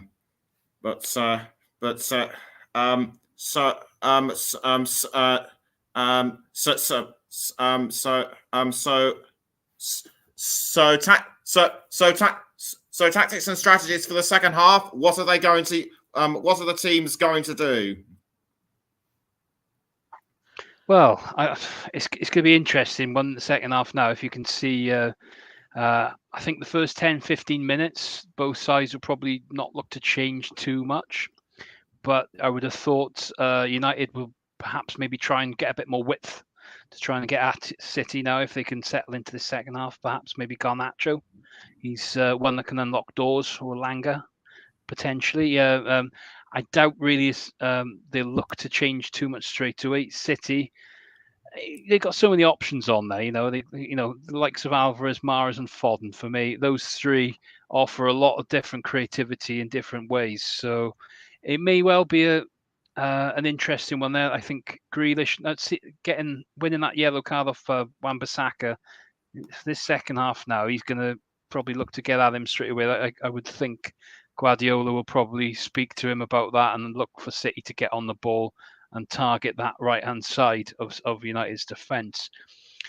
But it'd be interesting. But I think about an hour, and I think we'll probably see a couple of changes if the things are the same. Who do you think will come on? From the bench for Manchester United? Well, it's Garnacho for me is the match winner. He just looks incredible at times. He's in what has been probably a really good breakout season. We've seen a couple of times. He had a spell out injured. He came back, and his impact in games is spectacular. He's that differential. We haven't really seen great deal from Sancho as such. He does have good pace, but his end product is questionable at times. Really, just to provide a good chance, really, for Rashford or something individual on his own. The three-man midfield, you could say, it's working to a certain extent so far, but they might want to go a bit more offensive if they're going to look to push for a winner, perhaps later on if the scores are level. But at the moment, you could potentially say McTominay if they look to stay the same and maybe close it out. But at the moment, I don't think there'll be too much from United at the minute. Kick off of the second half just a few minutes away. Just to remind you that coming up on the Commentary Hub and all other channels on Wednesday, it is the Europa Conference League final with Fiorentina and West Ham United. Join Russ Vernon and Paul James for that one. And on Saturday at 10 to 8, it is Manchester City against Inter Milan in the Champions League final. And they will be and that game will be across all channels, including the TC Hub 2, JV Sports, Storm FM, and our Twitch channel. Richard,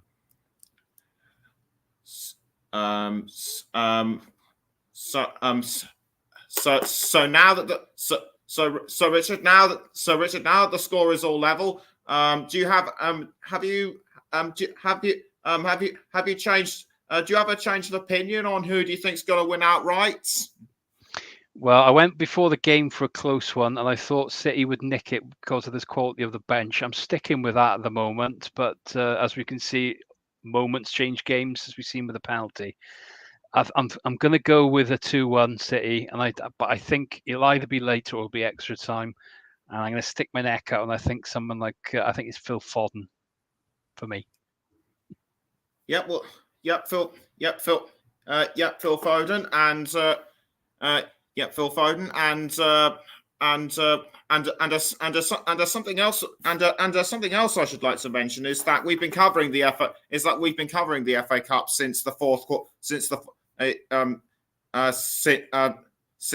qualifying round, just before the first round. Some of you may remember that was Anstey Nomads against Chesterfield. So Russ, for all the games that we've covered, which moment stands out for you and why? For me, Nicholas, I think best moment that I've covered in the game, in the FA Cup for me, and I'm going to apologise to my fellow co-commentator Paul James and obviously the commentator himself, JB, but for me, it was the Man City game against Burnley earlier this season, because Burnley have got promoted from the Premier League to the Premier League, should I say, from the Championship this summer. And for me, they had a lesson in how hard it's going to be in the Premier League next season against Manchester City. Man City just completely made them look like schoolboys in that game, and I think it was men against boys in that one. And so for me, it's got to be that game where Man City just showed Burnley how to play football and how to win matches as well. Okay, we're just about getting ready to restart. We're just about getting ready to restart the second half. So the teams are out on the pitch. So it's back over. So it's back now. So it's back now to Russ Vernon as he makes his way to the commentary box. Paul James and JB Stuttard.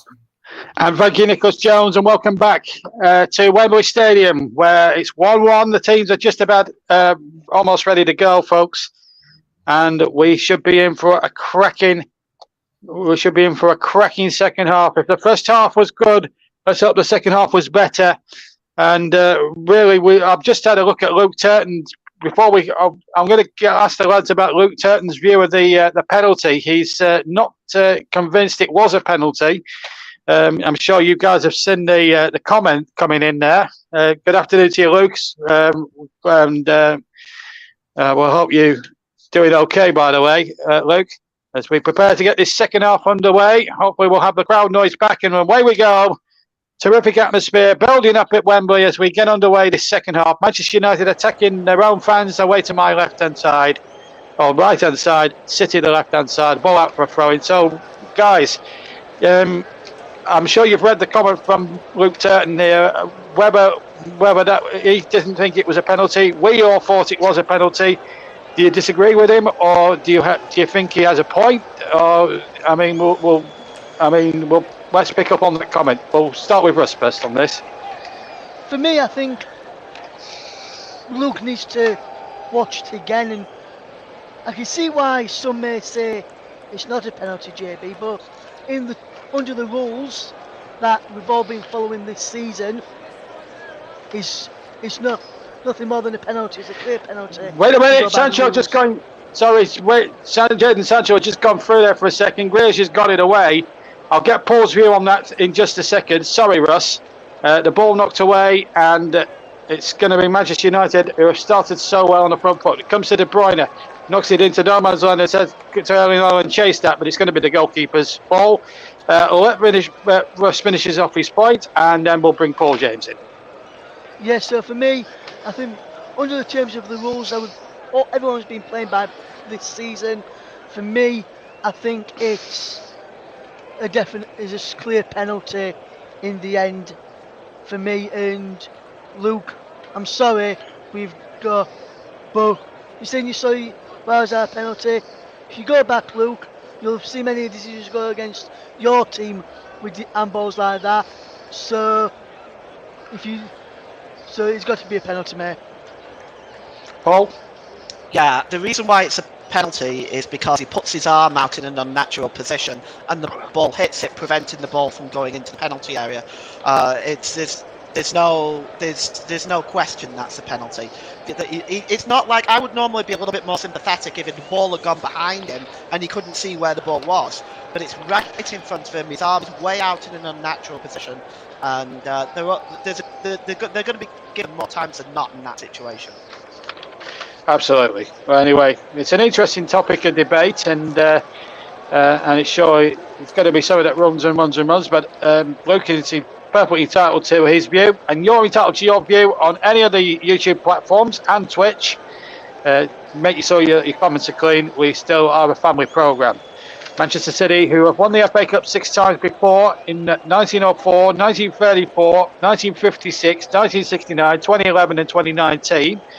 United have won the Cup 12 times in 1909, 1948. You're not missing anything at the moment. City are just playing out from the back, and in fact, John Stones is turned away. We'll come to the United roll of honour in a second. Here's Kyle Walker running forward down the right-hand channel, but he picks out Casemiro, who was well positioned to take that now. Fernandes, United looking for FA Cup number 13. As I said, they've won it in 1909, 1948, 1963, 1977, 1983, 1985, 1990, 1994, the first double year, 1996, their second double year, and 1999, the treble, 2004 and 2016.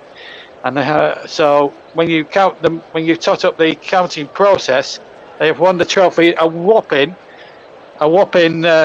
18 times between them over the years, which is quite an achievement from both sides, and it's really well done at the moment. Still 1-1 as we approach the 49th minute of this FA Cup final, sponsored of course by Emirates. And it's been a tremendous watch, a tremendous game, but still no clear-cut opportunities. And but it's been a good watch, I have to say, guys. Certainly through the eyes of a commentator, that's for sure. So 1-1 is the score. And at the moment, Manchester City just playing keep ball at the moment. And, well, at the moment, Giltwag Gundogan and Bruno Fernandes are on course as big standards. De Bruyne is tripped there by Fred. And that might be a second yellow card from Paul Tierney, I reckon. It was a little vicious challenge. Number 17 and number 17 there, Russ. For me, I don't think it could go out of the way there, Fred, but I've seen them given, and I think the referee had to give that one, because the letter of the law, it is a foul and a free kick. What were you going to say, Paul? Sorry? Yeah, it was a free kick for sure. I can perhaps understand why he didn't give the yellow card, though. Well, it's a free kick to Manchester City, regardless, nevertheless, and well, they took the lead in the first minute with the quickest ever goal in Cup final history. Remember, this is the 142nd FA Cup final, and this is the 190th Manchester derby. Just to put it up there, and the first ever All Manchester Cup final. There have been a couple of All Merseyside ones in the past, 86 and 89. Free kick comes in, Gundogan on the volley, and it's there! Into the left corner! Look what Gundogan, he's scored again! He scored at the start of the first half. After 13 seconds, it's only taken him 5 minutes in the second half to score again. Manchester City restore their lead, and it's the skipper, Ilkay Gundogan, with his right foot. Another sumptuous volley that nestles in the left-hand corner, and Manchester City lead for the second time in the FA Cup final of 2023. Paul James. Well, it's another excellent strike. I just wonder whether David De Gea sees it late.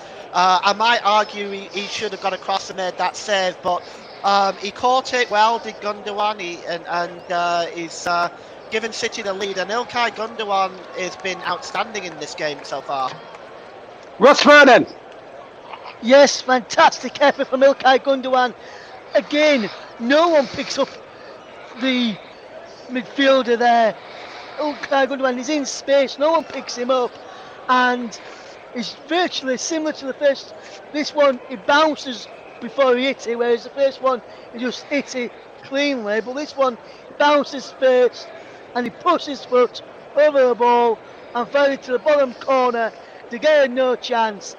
And Man City, yes, Man United started the second half well, but where the first half went, Man City deserved to be back in the lead.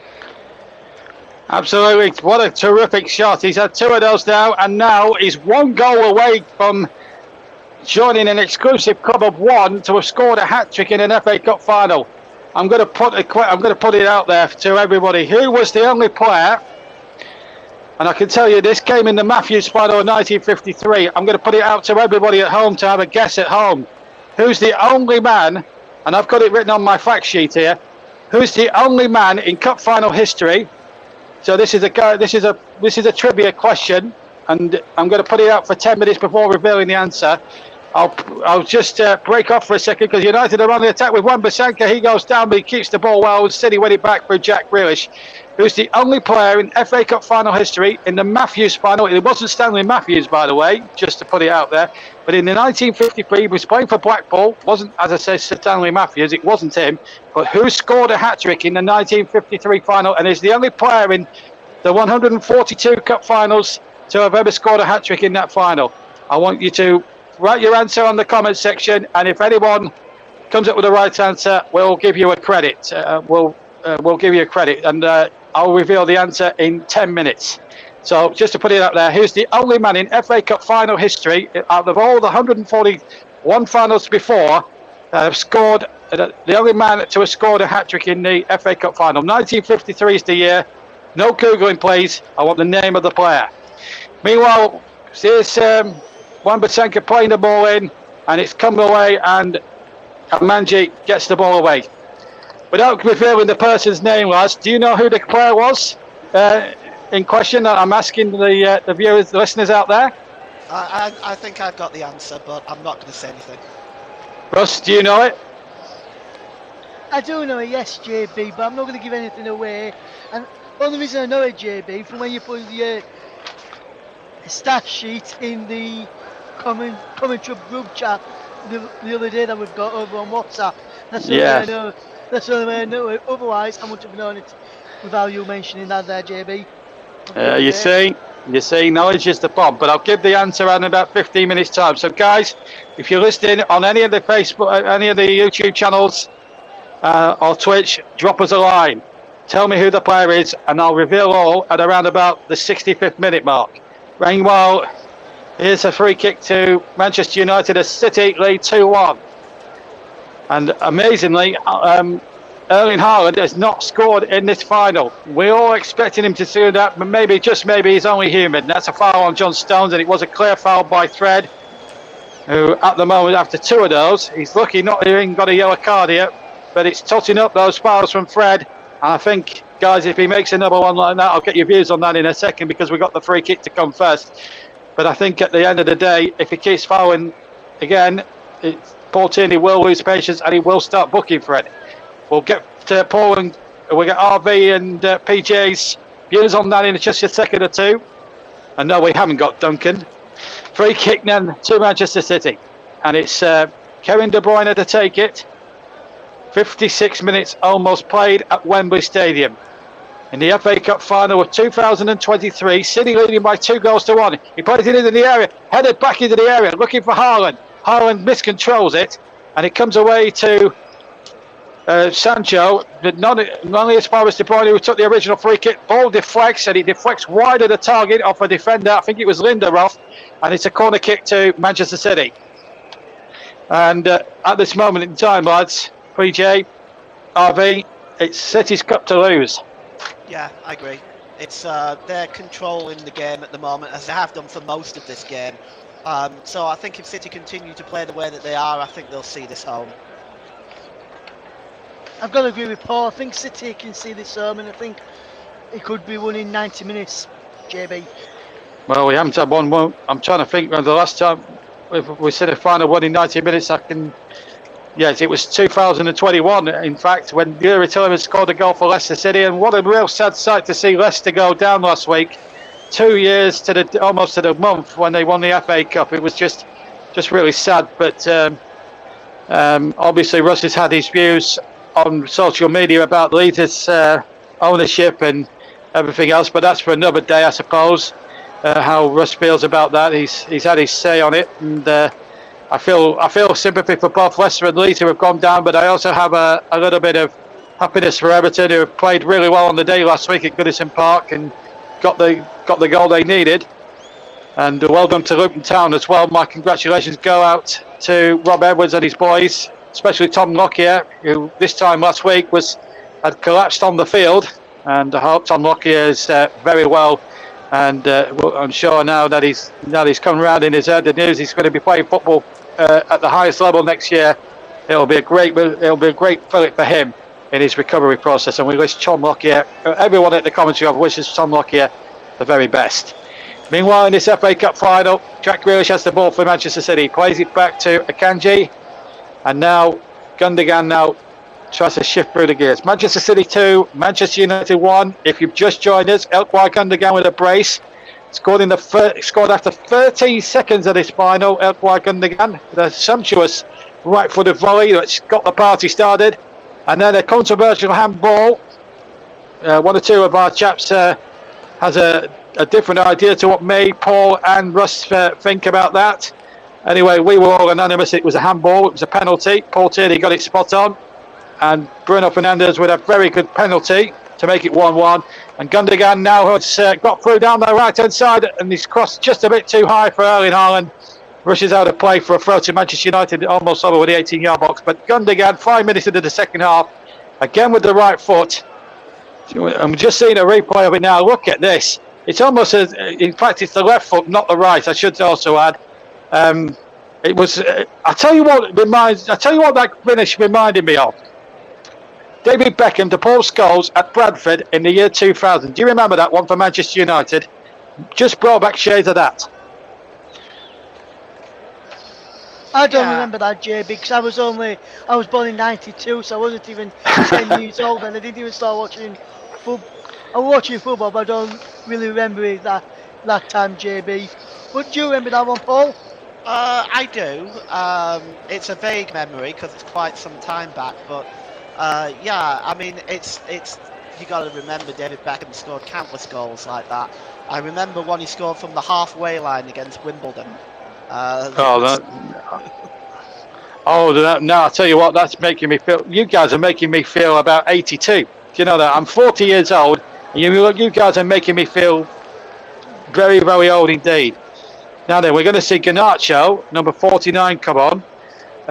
He is a very confident player. He's coming to the side this season. He looks a real player, Garnacho. As I say, number 49. I haven't got him down on my notes, but because I've written them in quite a lot of haste, I have to say, this afternoon. But Garnacho is going to come on. Let's check the group chat and see if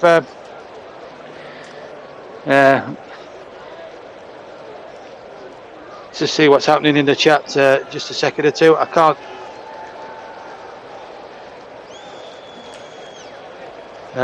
We haven't had any comments. Remember, who's the only player in FA Cup final history? You've got 5 minutes to answer this question, folks, on any of the YouTube or Twitch platforms, and we will get it up on there. Have a go if you don't know. But if with any of you know who scored the only man to have scored a hat-trick, 1953 is the year. Have a guess if you're not sure. But we want the name of the player. Just a little trivia quiz. There's no prizes involved. Just a little bit of fun. Let's just break up because De Bruyne is away. And he's saved superbly by De Gea with the legs. It was a left-footed drive. Still Gundogan now. Remember, he's on the hat-trick, and he'll be the first person since the player's name that we're looking for to score a hat-trick since 1953. Here's De Bruyne. He's offside. So just to let you know, before we get Paul and Russ's views on that chance for De Bruyne, remember, we're looking for the name of the player. You've got about 67 minutes to answer. So you've got about 5 or 6 minutes to try and answer for me. I'll have a guess, and I'll give you the name of the player at around about the 67th minute mark of this game.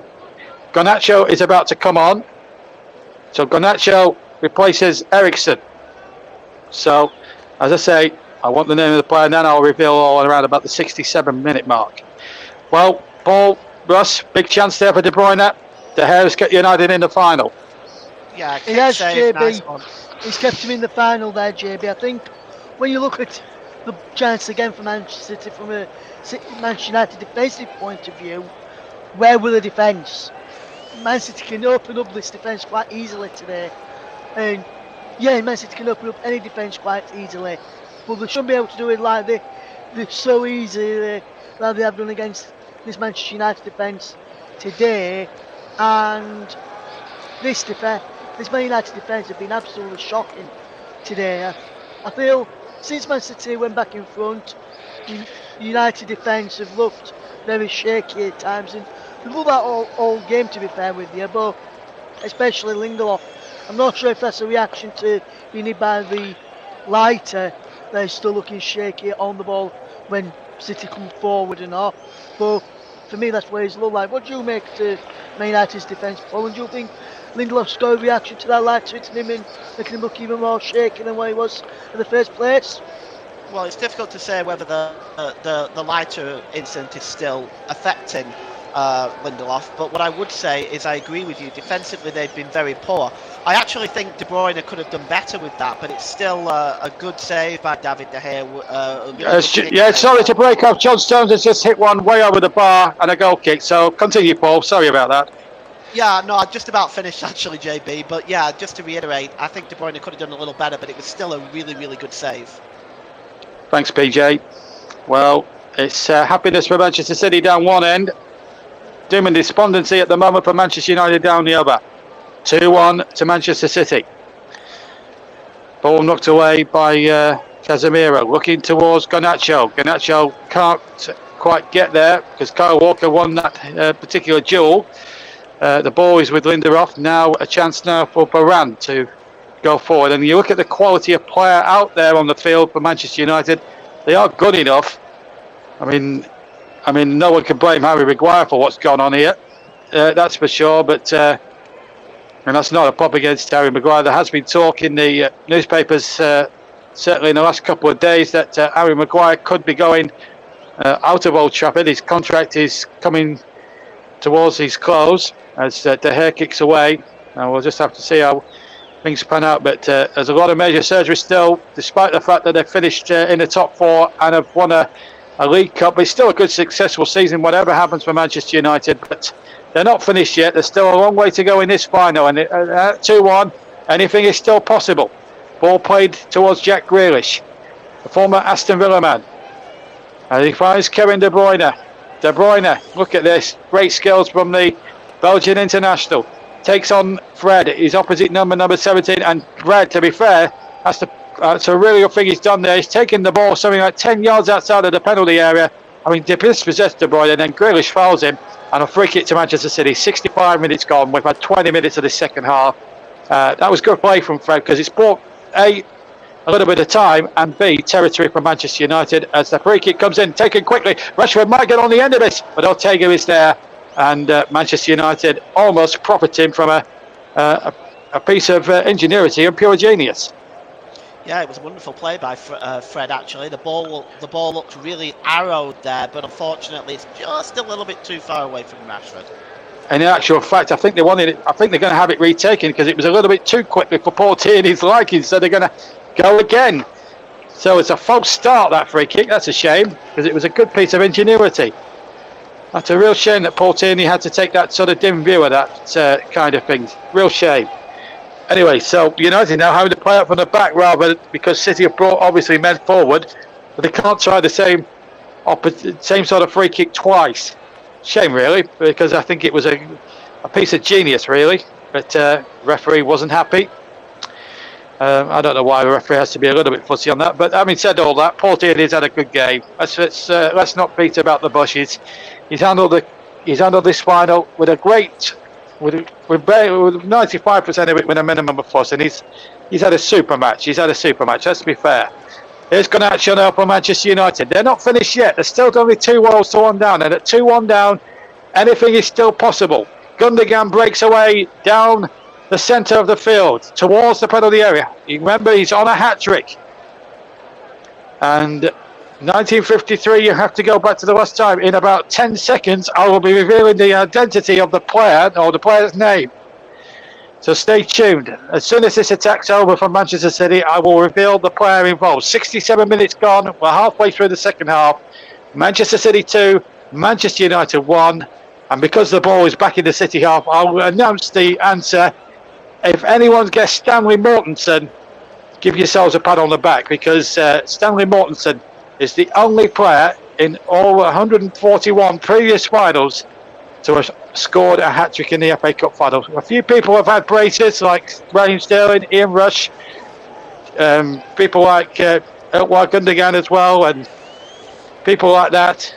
But Ian Wright, of course, in 1990, of course, but never a hat-trick. Stanley Mortensen, the only player in its 142-year history to have scored a hat-trick so far in an FA Cup final. That could easily change because Gundogan is on a hat-trick. So Stanley Mortensen, if you got that at home, well done to you too. Well done to you guys who guessed that correctly.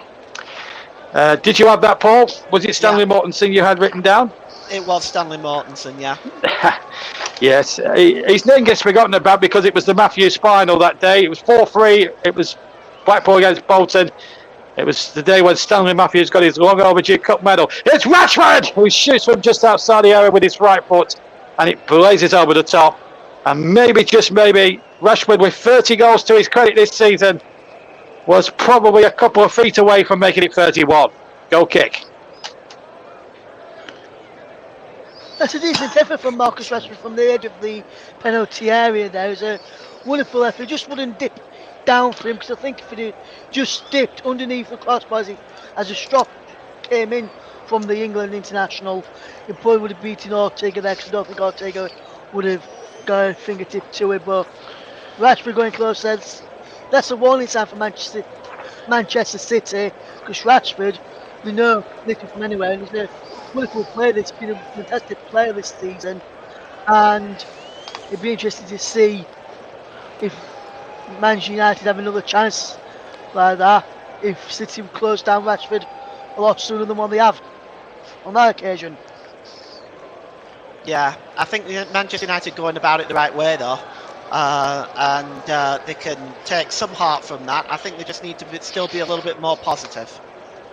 Well, here comes City trying to be more positive, but the ball to Bernardo Silva is just a fractionally overhit, unfortunately, and it's out of play for a throw-in to Manchester United. As we see that volley again on the left foot, he's hit it into the ground, which has made it probably quite awkward for De Gea. He did get a glove on it, and Noel Gallagher, well, we saw David Beckham celebrate the equaliser for United. We see Noel Gallagher celebrate again. Was it Liam? I think the pair of them are the same, quite honestly. They do look very similar in looks. The Gallagher brothers were certainly one of them rejoicing. I'm sure the other one is rejoicing somewhere as well. I'm sure it's Noel Gallagher actually, but don't quote me on that. 20 minutes to go then in this FA Cup final. City 2, United 1. City in complete control, but as Rashford proved just a moment or two ago, United do still pack a punch and a threat on any given day. And the ball back to Stefan Ortega. Preferred to Edison in goal, purely and simply because of the last 5 games he kept a clean sheet. As not today, he hasn't. Here's Gundogan, who's on that hat-trick, of course. He's fed Jack Grealish. He keeps it in play. Goes towards the left-hand byline. In towards Gundogan, who's soon selfishly trying to lay it in for Erling Haaland. And now might get Haaland in again. And Gundogan's going to score! Gundogan's going to score! And I was just about to say it was offside in the actual fact. The linesman on the far side has flagged. I was just about to say he's become the first person since 1953 to score a hat-trick in an FA Cup final. And the linesman has put his flag up and he was offside, guys. That is a good decision from the assistant on the far side. Well played, the linesman. Gundogan thought he'd scored a third. And City, if it had stood, which it wouldn't have done anyway, because VAR would have intervened anyway, well, that would have put them home and dry, you would have thought. United's still in this final. Yeah, it was one of them, wasn't it, JB? It was he just strayed into an offside position, but it was a great save by De Gea leading up to that as well. So, but United have got to be careful. They got lucky that time. Well, let's see what United can do here with Garnacho, and he puts it wide. Garnacho, the substitute, nearly making hay while it's shone for United. That is an encouraging sign for them, as Garnacho's right-footed effort, Russ, just goes fractionally wide. It was a terrific chance. Two great chances for both sides in the space of, 90 seconds. Still 2-1 City, less than 20 minutes to play. Yeah, it's wonderful bit of play for Manchester United. Garnacho, it opened up from Trevor Curling effort towards goal, and that's just not far wide in the end. Fantastic curling effort there from Garnacho, and that's not far wide. Going back to the other chance on the other end, JB, as well. Ilkay Gundogan, unlucky not to get an hat-trick and become the first place since Sam Mortensen back in 1953 to get an hat-trick in the FA Cup final. But the linesman there on that far side, I think, was Neil Davis. Got that spot on, and fantastic there. But like I say, if you had to see it, VAR would have got involved with it as well there. No doubt about it. Neil Davis spot on there with his decision, the linesman from London. Anyway, here's Gundogan. Picks the ball up inside the area. I'm sorry, not Gundogan, but Bruno Fernandes. He's looking for a brace himself. He deflects away, and it's a corner kick. Getting my two number 8s mixed up a little bit there, but never mind. Both number 8s are captains, of course. Gundogan for Manchester City, Fernandes for Manchester United. Harry Maguire, incidentally, is amongst the substitutes. Is on the substitutes bench, incidentally, but United now forcing a couple of corners here. Fernandes swings it into the penalty area. United looking for their own bit of inspiration. They've certainly been a different proposition under Harry Ten Hag this season. As the ball lays in, and it's hooked away. There has also been a bit patchy, to say the least, certainly in the running. Certainly as far as the running is concerned, they have had some good victories, but they have had one or two bad defeats, and they've struggled and laboured a bit in games. Manchester City, for their part, since winning the Championship, they did lose on the last day of the season last week to Brentford. But as I say, it was probably a much changed Manchester City lineup to the one that was playing today. Here's Marcus Rashford now for Manchester United on the far side. 2-1 United trail against their main big city rivals. Just to remind you that the name Manchester has already been carved on the plinth of the FA Cup. But what second name will be on it? Will it be City or will it be United? It's United on the attack and City just about to get it out. There's a chance here for Casemiro, who hit the shot. It comes away. Varane has it now back for Manchester United. And at the moment, PJ and RV, you get the sense that United will have to go for it now. They're only a goal down, of course, admittedly. But the more they go for it, Garnacho now comes away for the ball for Manchester United. Picks out Garnacho again. Garnacho inside the area. Garnacho shoots. And it comes away once more. It's a good one too with Casemiro. Garnacho's in there again. They're really going for it now, United. And now they concede a free kick, which has angered a lot of the United players and the supporters. And Paul Tierney, not the most happiest, or he's not. It's a bit of a public enemy number 1 there. There's a foul on Bernardo Silva by Casemiro.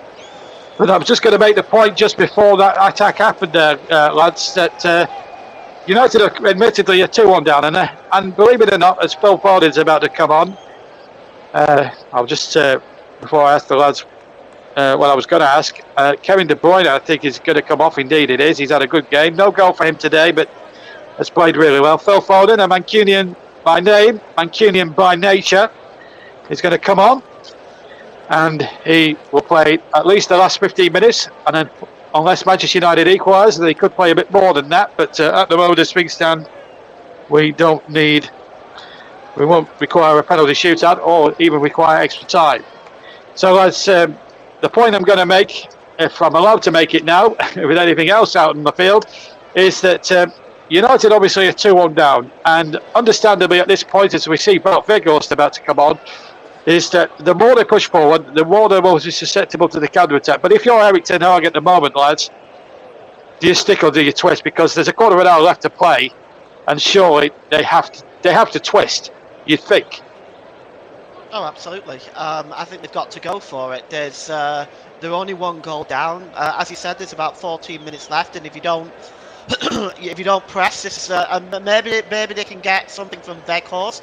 He's not been scoring goals for Manchester United, but his movement is excellent. So we'll see what happens. Russ, your views? Yeah, I agree with what Paul just said. I think Man City are really controlling this game now. Manchester United are trying to get back into it, but City, every time Man United come forward now, just closing them out all the time. But when City come forward, United aren't closing them out, and it could be a long way back for Manchester United if City get the next goal. Yeah. It's an interesting. That's a foul on Bruno Fernandes, by the way. Free kick to United, which creates a little bit of pressure from them because City were building an attack, and then they tried to take the free kick quickly, and Paul Tierney is having none of it. One of the United City players down there, as we look at a grimaced Sir Alex Ferguson there. David Gill sat alongside him. Sancho on and Weghorst on. Now, it's an interesting point you make about Weghorst, Paul, about his movement. And I know he's never scored for Manchester United. I know he got a couple for Burnley last season, but from what I saw of it, he showed precious little movement. It showed precious little appetite for the ball,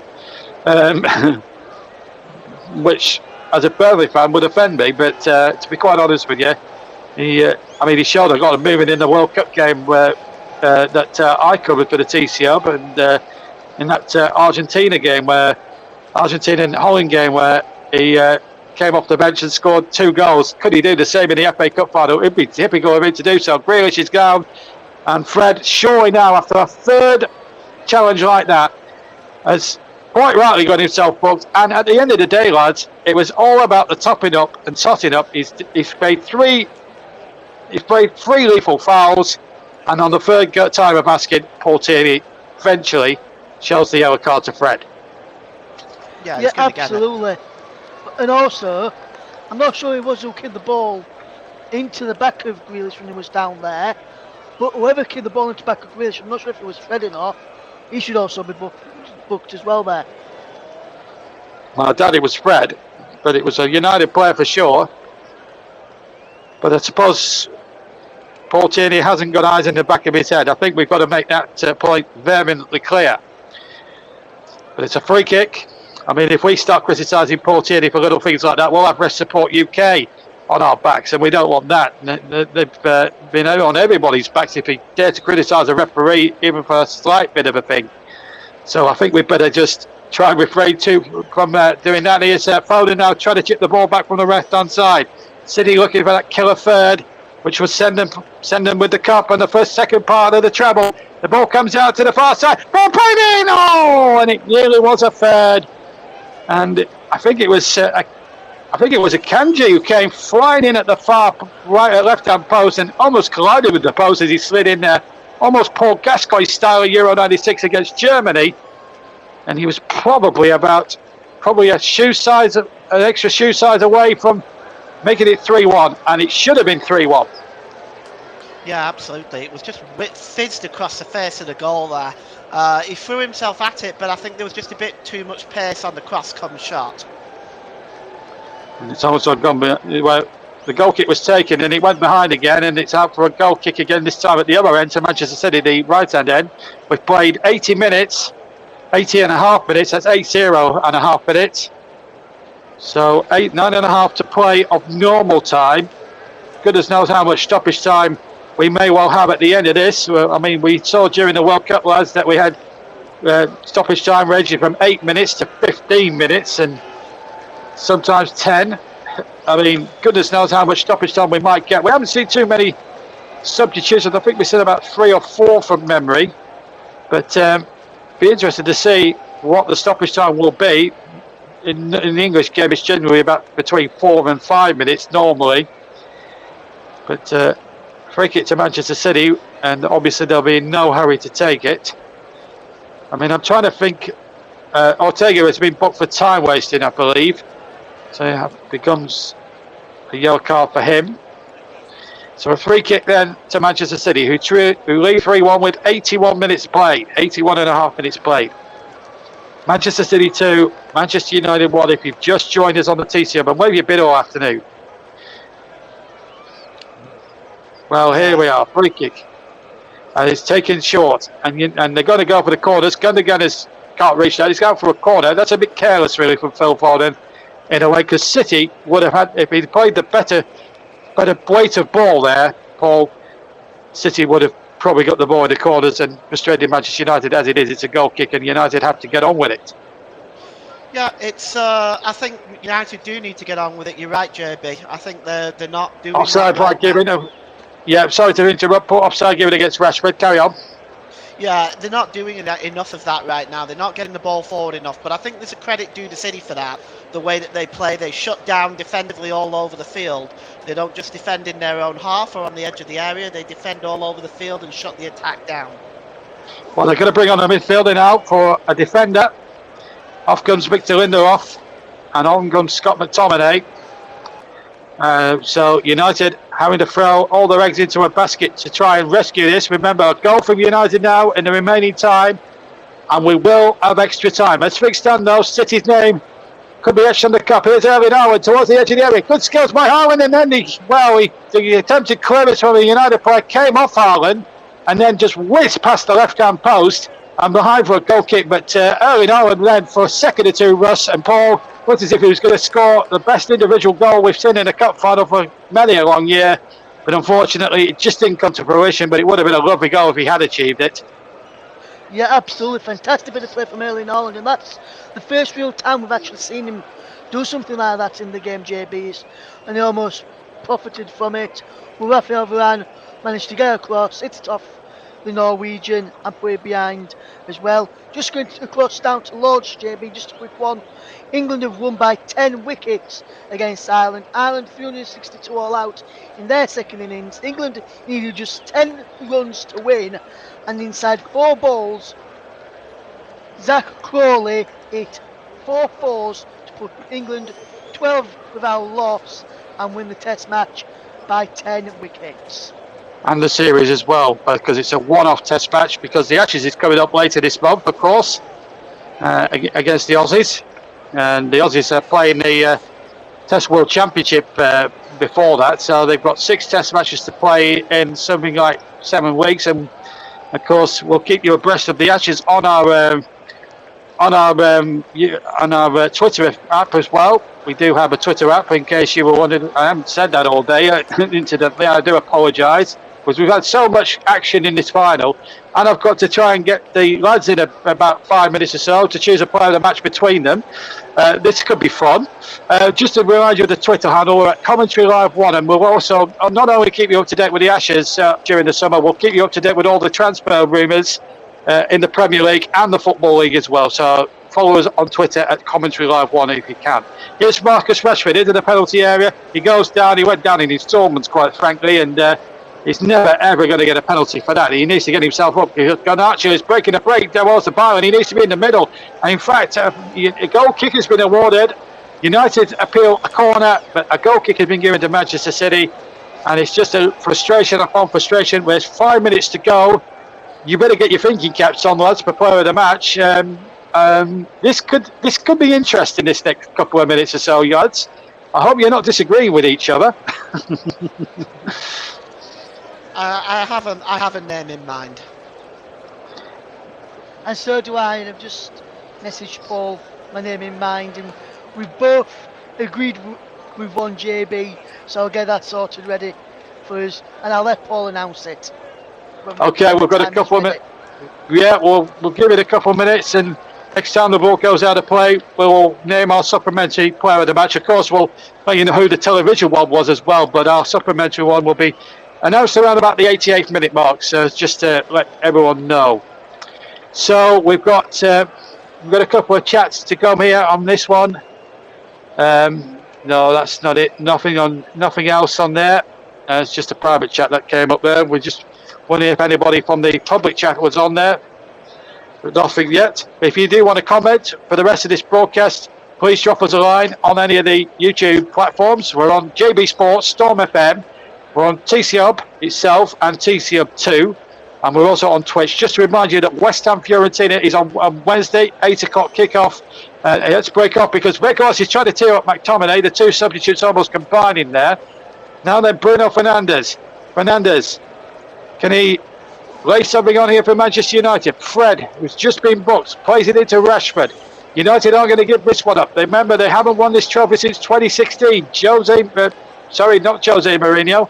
It was, would you believe it, Louis van Gaal. It was his last game for United, of course, before he was sacked and Mourinho replaced him. Cross comes in, out for a goal kick. So we've had a minute to go, and then we'll give Paul James the honour of choosing the player of the match. Of course, also chosen by Russ Vernon, of course, as well. As we see the goals again, this is the opener from Gundogan. That was with his right foot. And if he scores it, this was the penalty score with the right foot into the net by Fernandes. That made it 1-1. This is the left-footed volley. And if he does score with his header in the remaining time, helped by Gundogan, not only will he be the first man since Stan Mortensen to score a hat-trick in an FA Cup final, he will be the first man, I think, in FA Cup final history to score a perfect hat-trick. Left foot, right foot, and a header. So there's a little bit of possible FA Cup history in the making. So we're coming up towards the 88th minute mark. There's been a stoppage, so I'm going to let Paul James announce the player of the match as we look at Sir Alex Ferguson there in the royal box. We will come to Paul in a second because Shaw is an to Garnacho. What I can tell you is that it's a Manchester City player that's been chosen, but we'll let Paul tell you all about that in just a second. Here's Jack Grealish, who's had an eventful afternoon himself. Kicks the ball out and Gananji gets it forward. Here's Gundogan, the City captain, who's surely going to be up there in the lads' minds possibly, along with Grealish and one or two others. Here he comes again, Gundogan on the hat-trick, rated across, and it almost was a third for Manchester City, but good defending there from Manchester United. He's out of play for a throw-in. So Paul James, it was Phil Foden that had the chance. Let's just run through that again. It was a lovely ball forward. Gundogan had got him down the right-hand side, and Foden, in fact, it was well marshalled by Luke Shaw, actually. So Paul James, you and Russ Vernon have chosen your player of the match. Here is it. Sponsored, of course, by Commentary Services as Grealish makes his way off the field. It's and Fanaki comes on. Ilkay Gundogan we've given it to. I've given it to him not just for the goals, but also because of his contribution in midfield today. Mm-hmm. Just an example there, we almost set up another one there. He's been brilliant today for Manchester City. So both me and Ross are in agreement that the player of the match is Manchester City's number 8 and captain Ilkay Gundogan.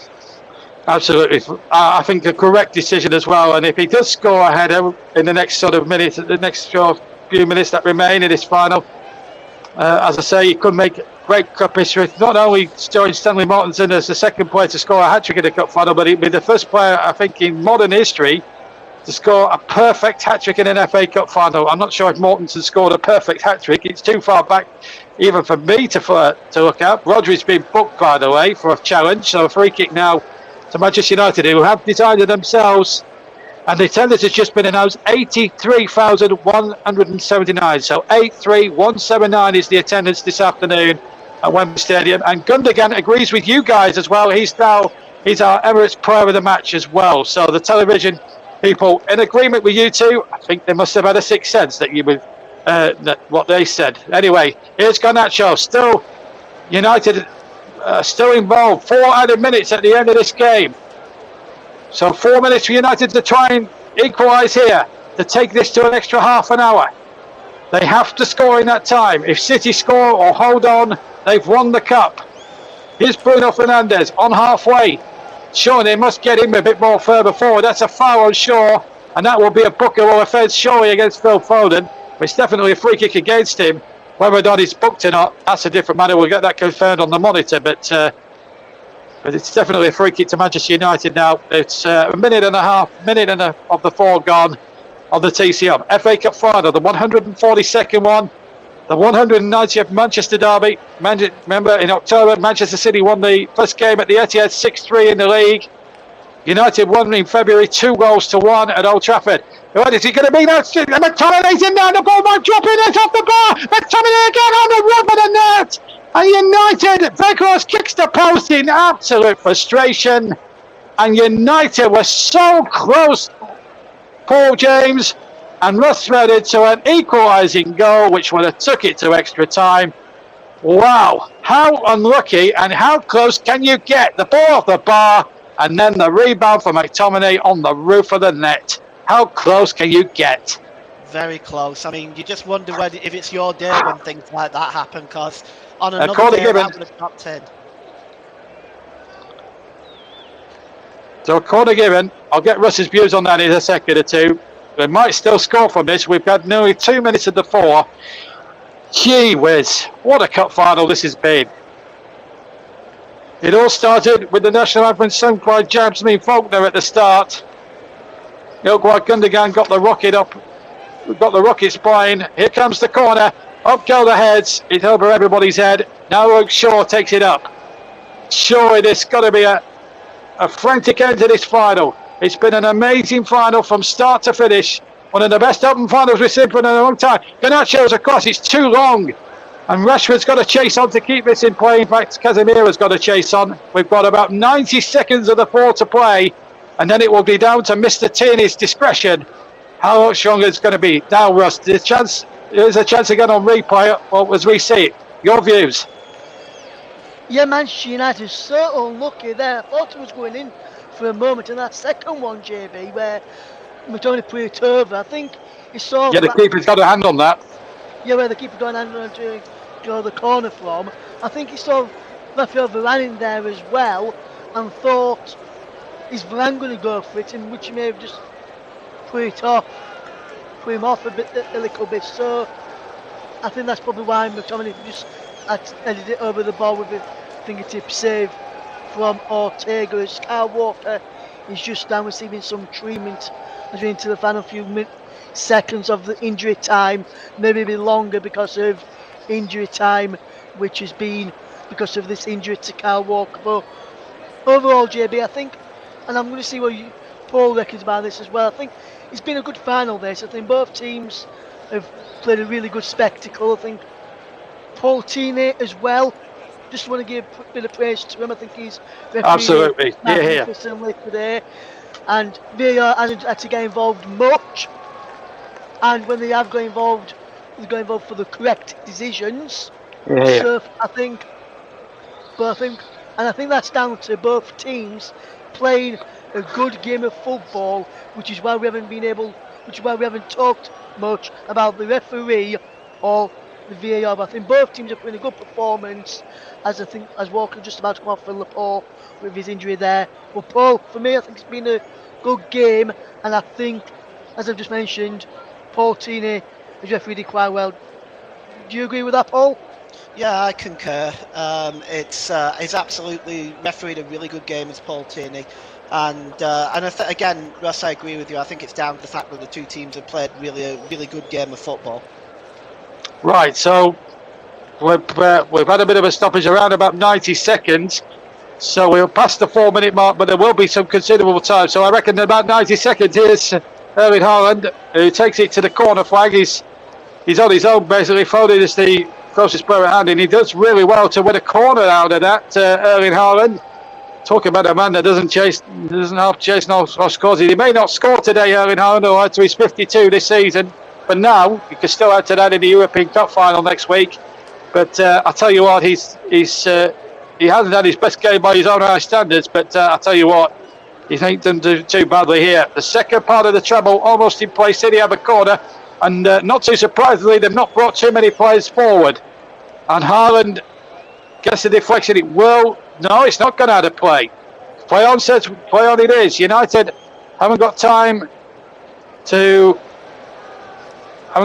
waste, but it's a City ball midway inside the United halves, just where City want it now. We've played 95 3/4 minutes of this game, and still we play on.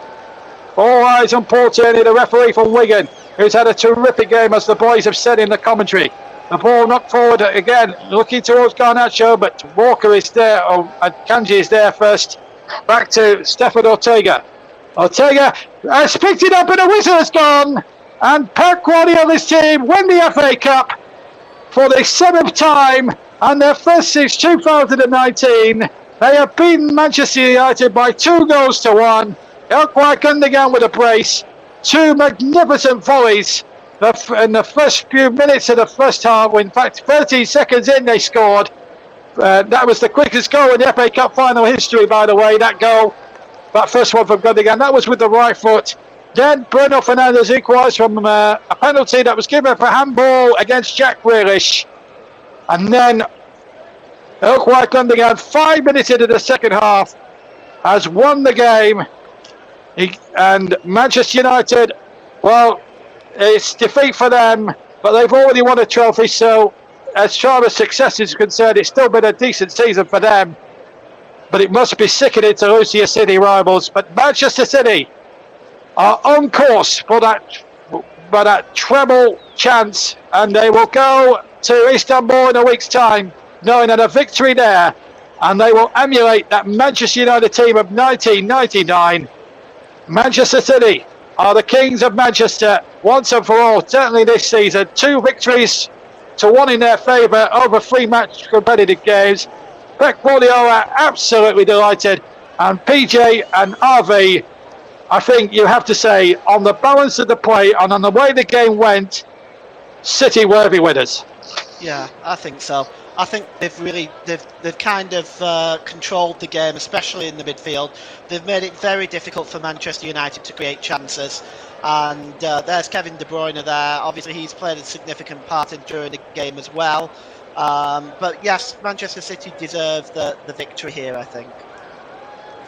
And I've got to agree with Paul, JB. I think Paul's actually spot on. Man City have deserved the victory today. They've been absolutely magnificent. But I think both Manchester United have put in a valiant effort. Let's not discount that.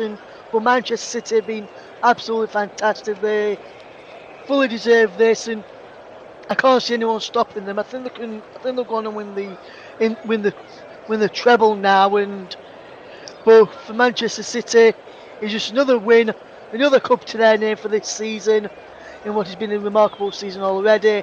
But I think Manchester United, they have to rethink, where do they go from here? Where do they go next? They've got to make the Champions League, but they want to win domestic trophies, and they just need to buy better quality in than the bitter rivals for next season, and hopefully get that one step further than this today. But tonight and this season, as you rightly mentioned, JB, Manchester is blue. Manchester certainly is blue. And just a word before I hand back to Nicholas for a few moments, as Noel Gallagher celebrates there. I have to say that Manchester United, for the defeat today, I think when the dust settles, they will see the League Cup, the Carabao Cup and the top 4 as success and as progress this season, despite the defeat today. But for Manchester City, it's a terrific game for them. We'll be back in a few moments, plus Paul and myself for the trophy lift. But right now, let's go back to join Nicholas Jones in the studio. Thanks, JB. 2 down, 1 to go, and what a thrilling final it is to bring down the curtain on the domestic season. The FA Cup started all the way back in August with 732 clubs. There were so many qualifying rounds, and there were so many qualifying rounds, and now it was down to the last 2, and Manchester City were the best of them. And Wembley never fails to deliver. And in its 100th anniversary, in its 100th anniversary, it's appropriate that a bit of history is added to its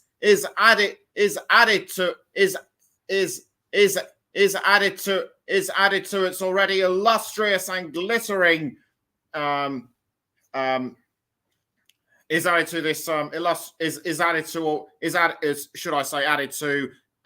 to this glamorous stadium.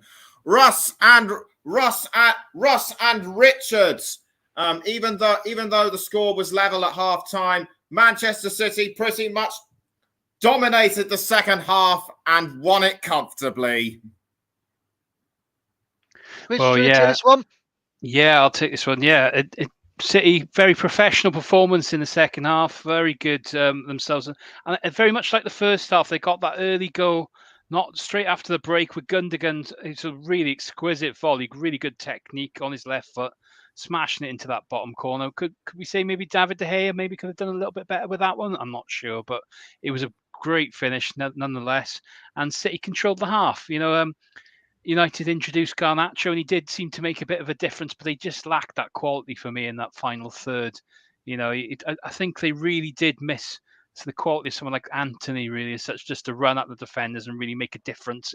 And maybe Anthony Martial too, with a bit of pace down the flank there. But City, they controlled play. And to be honest, really, Stefan Ortega, was he really that troubled?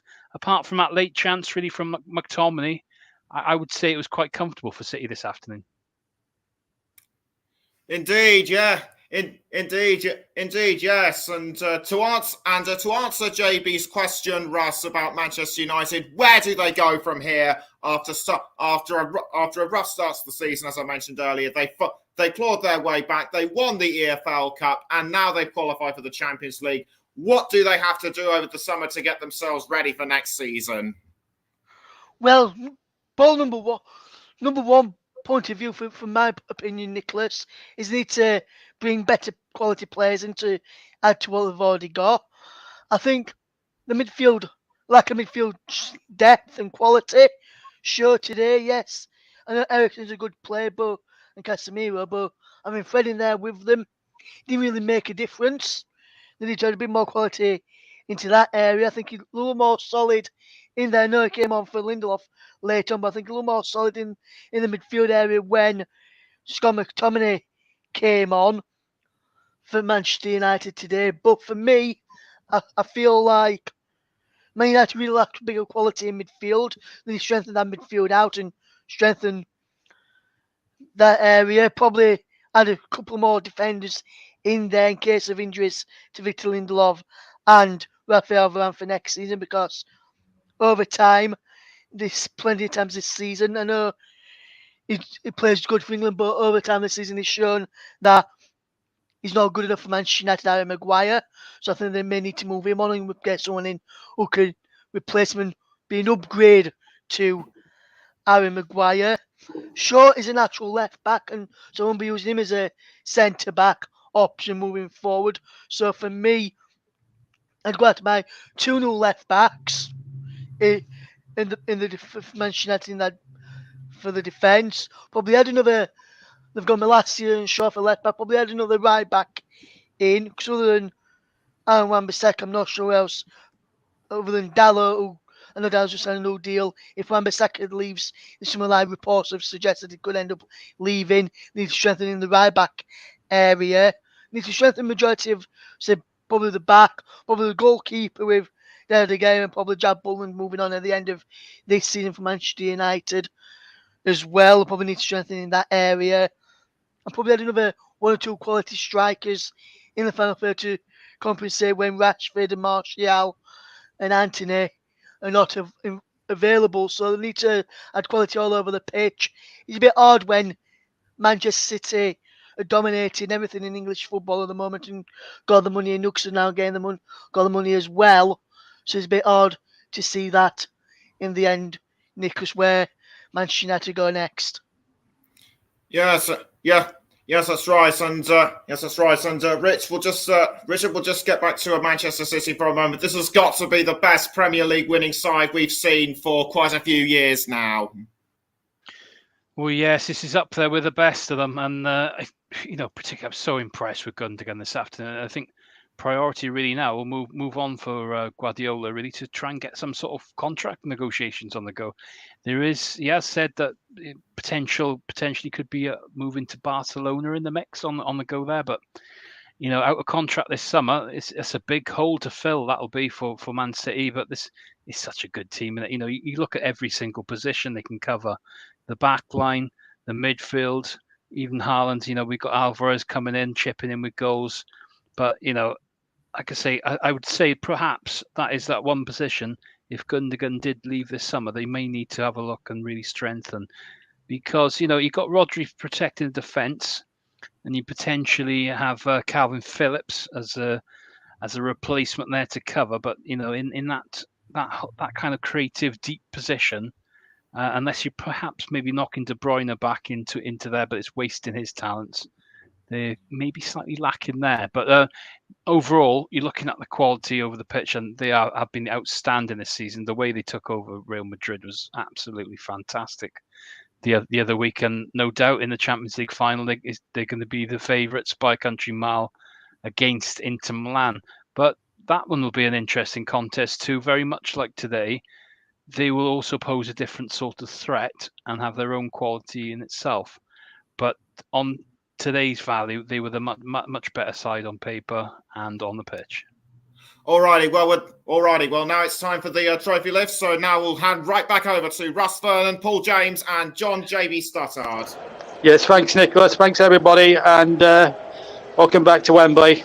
And Manchester United receiving their losers' medals, and it's a sad sight because United, in a lot of ways, played their parts, receiving their medals from the Prince of Wales, Prince William, the chairman of the Football Association, Rafael Varane, going through there, and one or two of the reserve players who can't get a game at Old Trafford. But there's certainly going to be a summer rebuild. I'm sure Erik ten Hag will appreciate that. I think when the dust settles, though, PJ and RV, it will be. We saw from them now losing the FA Cup final itself, but B to their local rivals, but city rivals, I should say. But when the dust settles down and they look back and take stock with this logically, then they've had a good season, really, a League Cup and top four. I mean, if you asked any United fan at the start of the season, I think they would have snapped their hand off. Yeah. I think they do have to look at this logically. Unfortunately, in football, when they're dealing with managers and things like that, it's not looked at logically. But yes, if you look at it logically, given the state that Manchester United were in last season to what they've done this season, it's a significant improvement. Ross, do you concur? I do, yeah. Manchester United they've had still got off to a poor start, but then they've had a really good end to the season. Now they missed out in this cup final today. Got an EFL Cup under the belt as well. Secured top four when majority of the people were, let's say, not hanging it out for them, saying they weren't able to get top four after the poor start to the season. But when you look at it, Manchester United have been a really good start to the season, I think.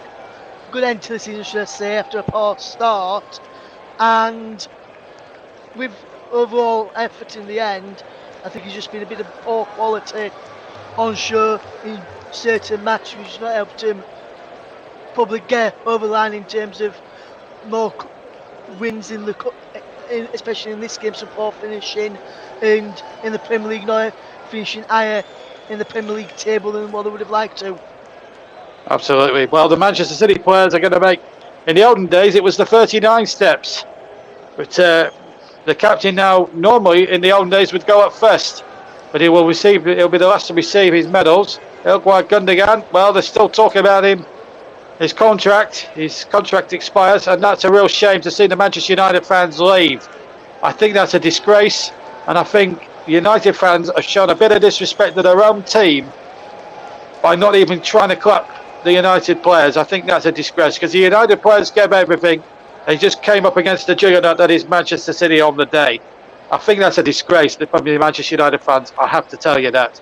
And I know it's difficult to see a team lose, but at least let the team have a little bit of a lap of honour to show their appreciation to you. I think United fans, you hang your heads in shame, stay behind, clap your team. They deserve better than what you've given them. Anyway, let's not think about the losers now at this stage. Wembley's a place for winners, and Erling Haaland didn't score today. He was outstaged by his captain. Pep Guardiola has made it up the 107 steps to the Royal Box.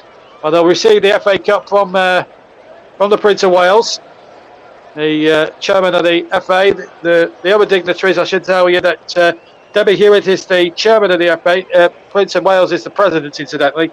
The chairman of the FA is Debbie Hewitt. Mark Bullingham, the chief executive. Sir Tim Clark, the president of Emirates Airline, who's who sponsored the cup, and Neil Bassor, who's the chairman of the FA Challenge Cup Committee. So, and that was a nice touch as well, by the way, from Sir Alex Ferguson. Let that be reported, giving Pep Guardiola a bit of a hug and respect, and I think that's great from a great manager, Sir Alex Ferguson, who probably would concede, the great man that he is, to concede. The Glazers are there as well. There's the chairman of Manchester United there, Joe Glazier, he's there too. But it's Sheikh Mansour who's going to be taking the cup back along with the Premier League trophy, the second part of a potential treble. And of course, they've got to go to Istanbul next week for the European Cup final, where they play Inter Milan, of course. Julian Alvarez, who didn't get on, gets his medal, played a key part. It was superb in that game against Chelsea, where it was a possession. Even though they won 1-0, it was a bit of a possession that afternoon. Erling Haaland about to get his medal from the Prince of Wales. John Stones. Scouser by name, but now Mancunian by nature. Elkward Gundogan at the back of the queue, shaking hands with all the dignitaries. He will be the man to lift the FA Cup. Will he be there? Will he be at the Etihad next season? Well, only Pep Guardiola and Elkward Gundogan himself will know, as one by one the players get their medals. As De Bruyne goes through, Stefan Ortega, despite being beaten once from the penalty spot, didn't put a foot wrong this afternoon. Pep Guardiola, well, in the olden days they would wear suits and ties to a cup final. Not today. It's all casual. And I can tell you that the cup final winning manager is wearing a sort of an orange hoodie. Have times have changed. As Kevin De Bruyne gets his medal, and Elkward Gundogan is about to receive the FA Cup from His Royal Highness the Prince of Wales, the President of the Football Association, and Debbie Hewitt, the chairperson of the FA. Manchester City in a second or two, Elkward Gundogan will lift the FA Cup in the air and proclaim Manchester City are the FA Cup winners for 2023. Elkward Gundogan lifts it into the Wembley sky. Manchester City complete the second part of a possible treble. They go to Istanbul in a week's time, knowing that a victory there would see the treble achieved. They win the league and FA Cup double, and they did it in 2019 along with the League Cup. They were the first team to complete a domestic cup treble, so they've won, in essence, the double-double, even though in 2019 they actually won the domestic treble, but the League and Cup double still counts as far as I'm concerned. As the Manchester City supporters celebrate with their team. Well, let's get the final thoughts from Paul James and Russ Vernon. Russ, I'll come to you first.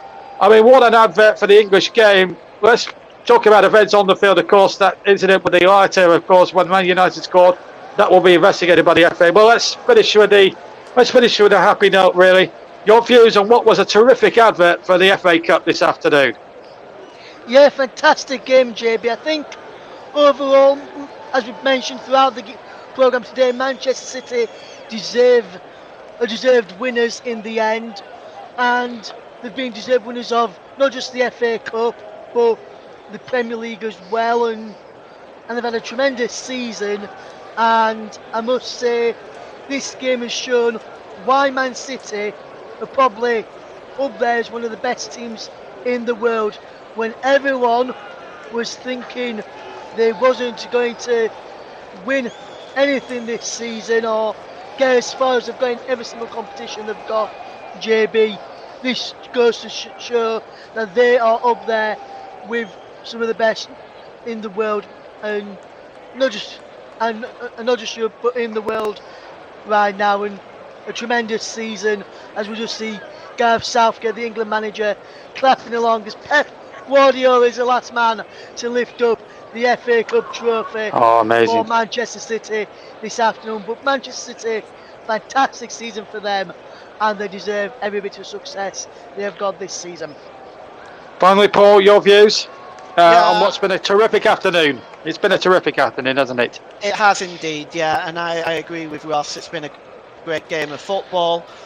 Manchester City have obviously deserved it. I think they've dominated the game really, and I don't think it's because United really played particularly well. I should rephrase that. I don't think they played particularly bad. I just think that City were a better team on the day, and Manchester United couldn't handle them really. Well, absolutely, and I think we have to say the FA Cup has taken a lot of hammer from the media over years. Do teams take it seriously? Well, today both teams really took it seriously. They absolutely did to the letter today. Both teams went at it anger and tongues. I don't think there's much doubt about that. And I have to say, it's been the FA Cup is alive and kicking. Let's just look at the.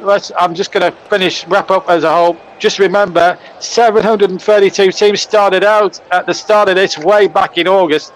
So you're talking a whopping 10 months of hard work and toil by over 730 odd teams to get there, and the two of the Manchester finalists were the cream to rise to the surface in terms of reaching a final.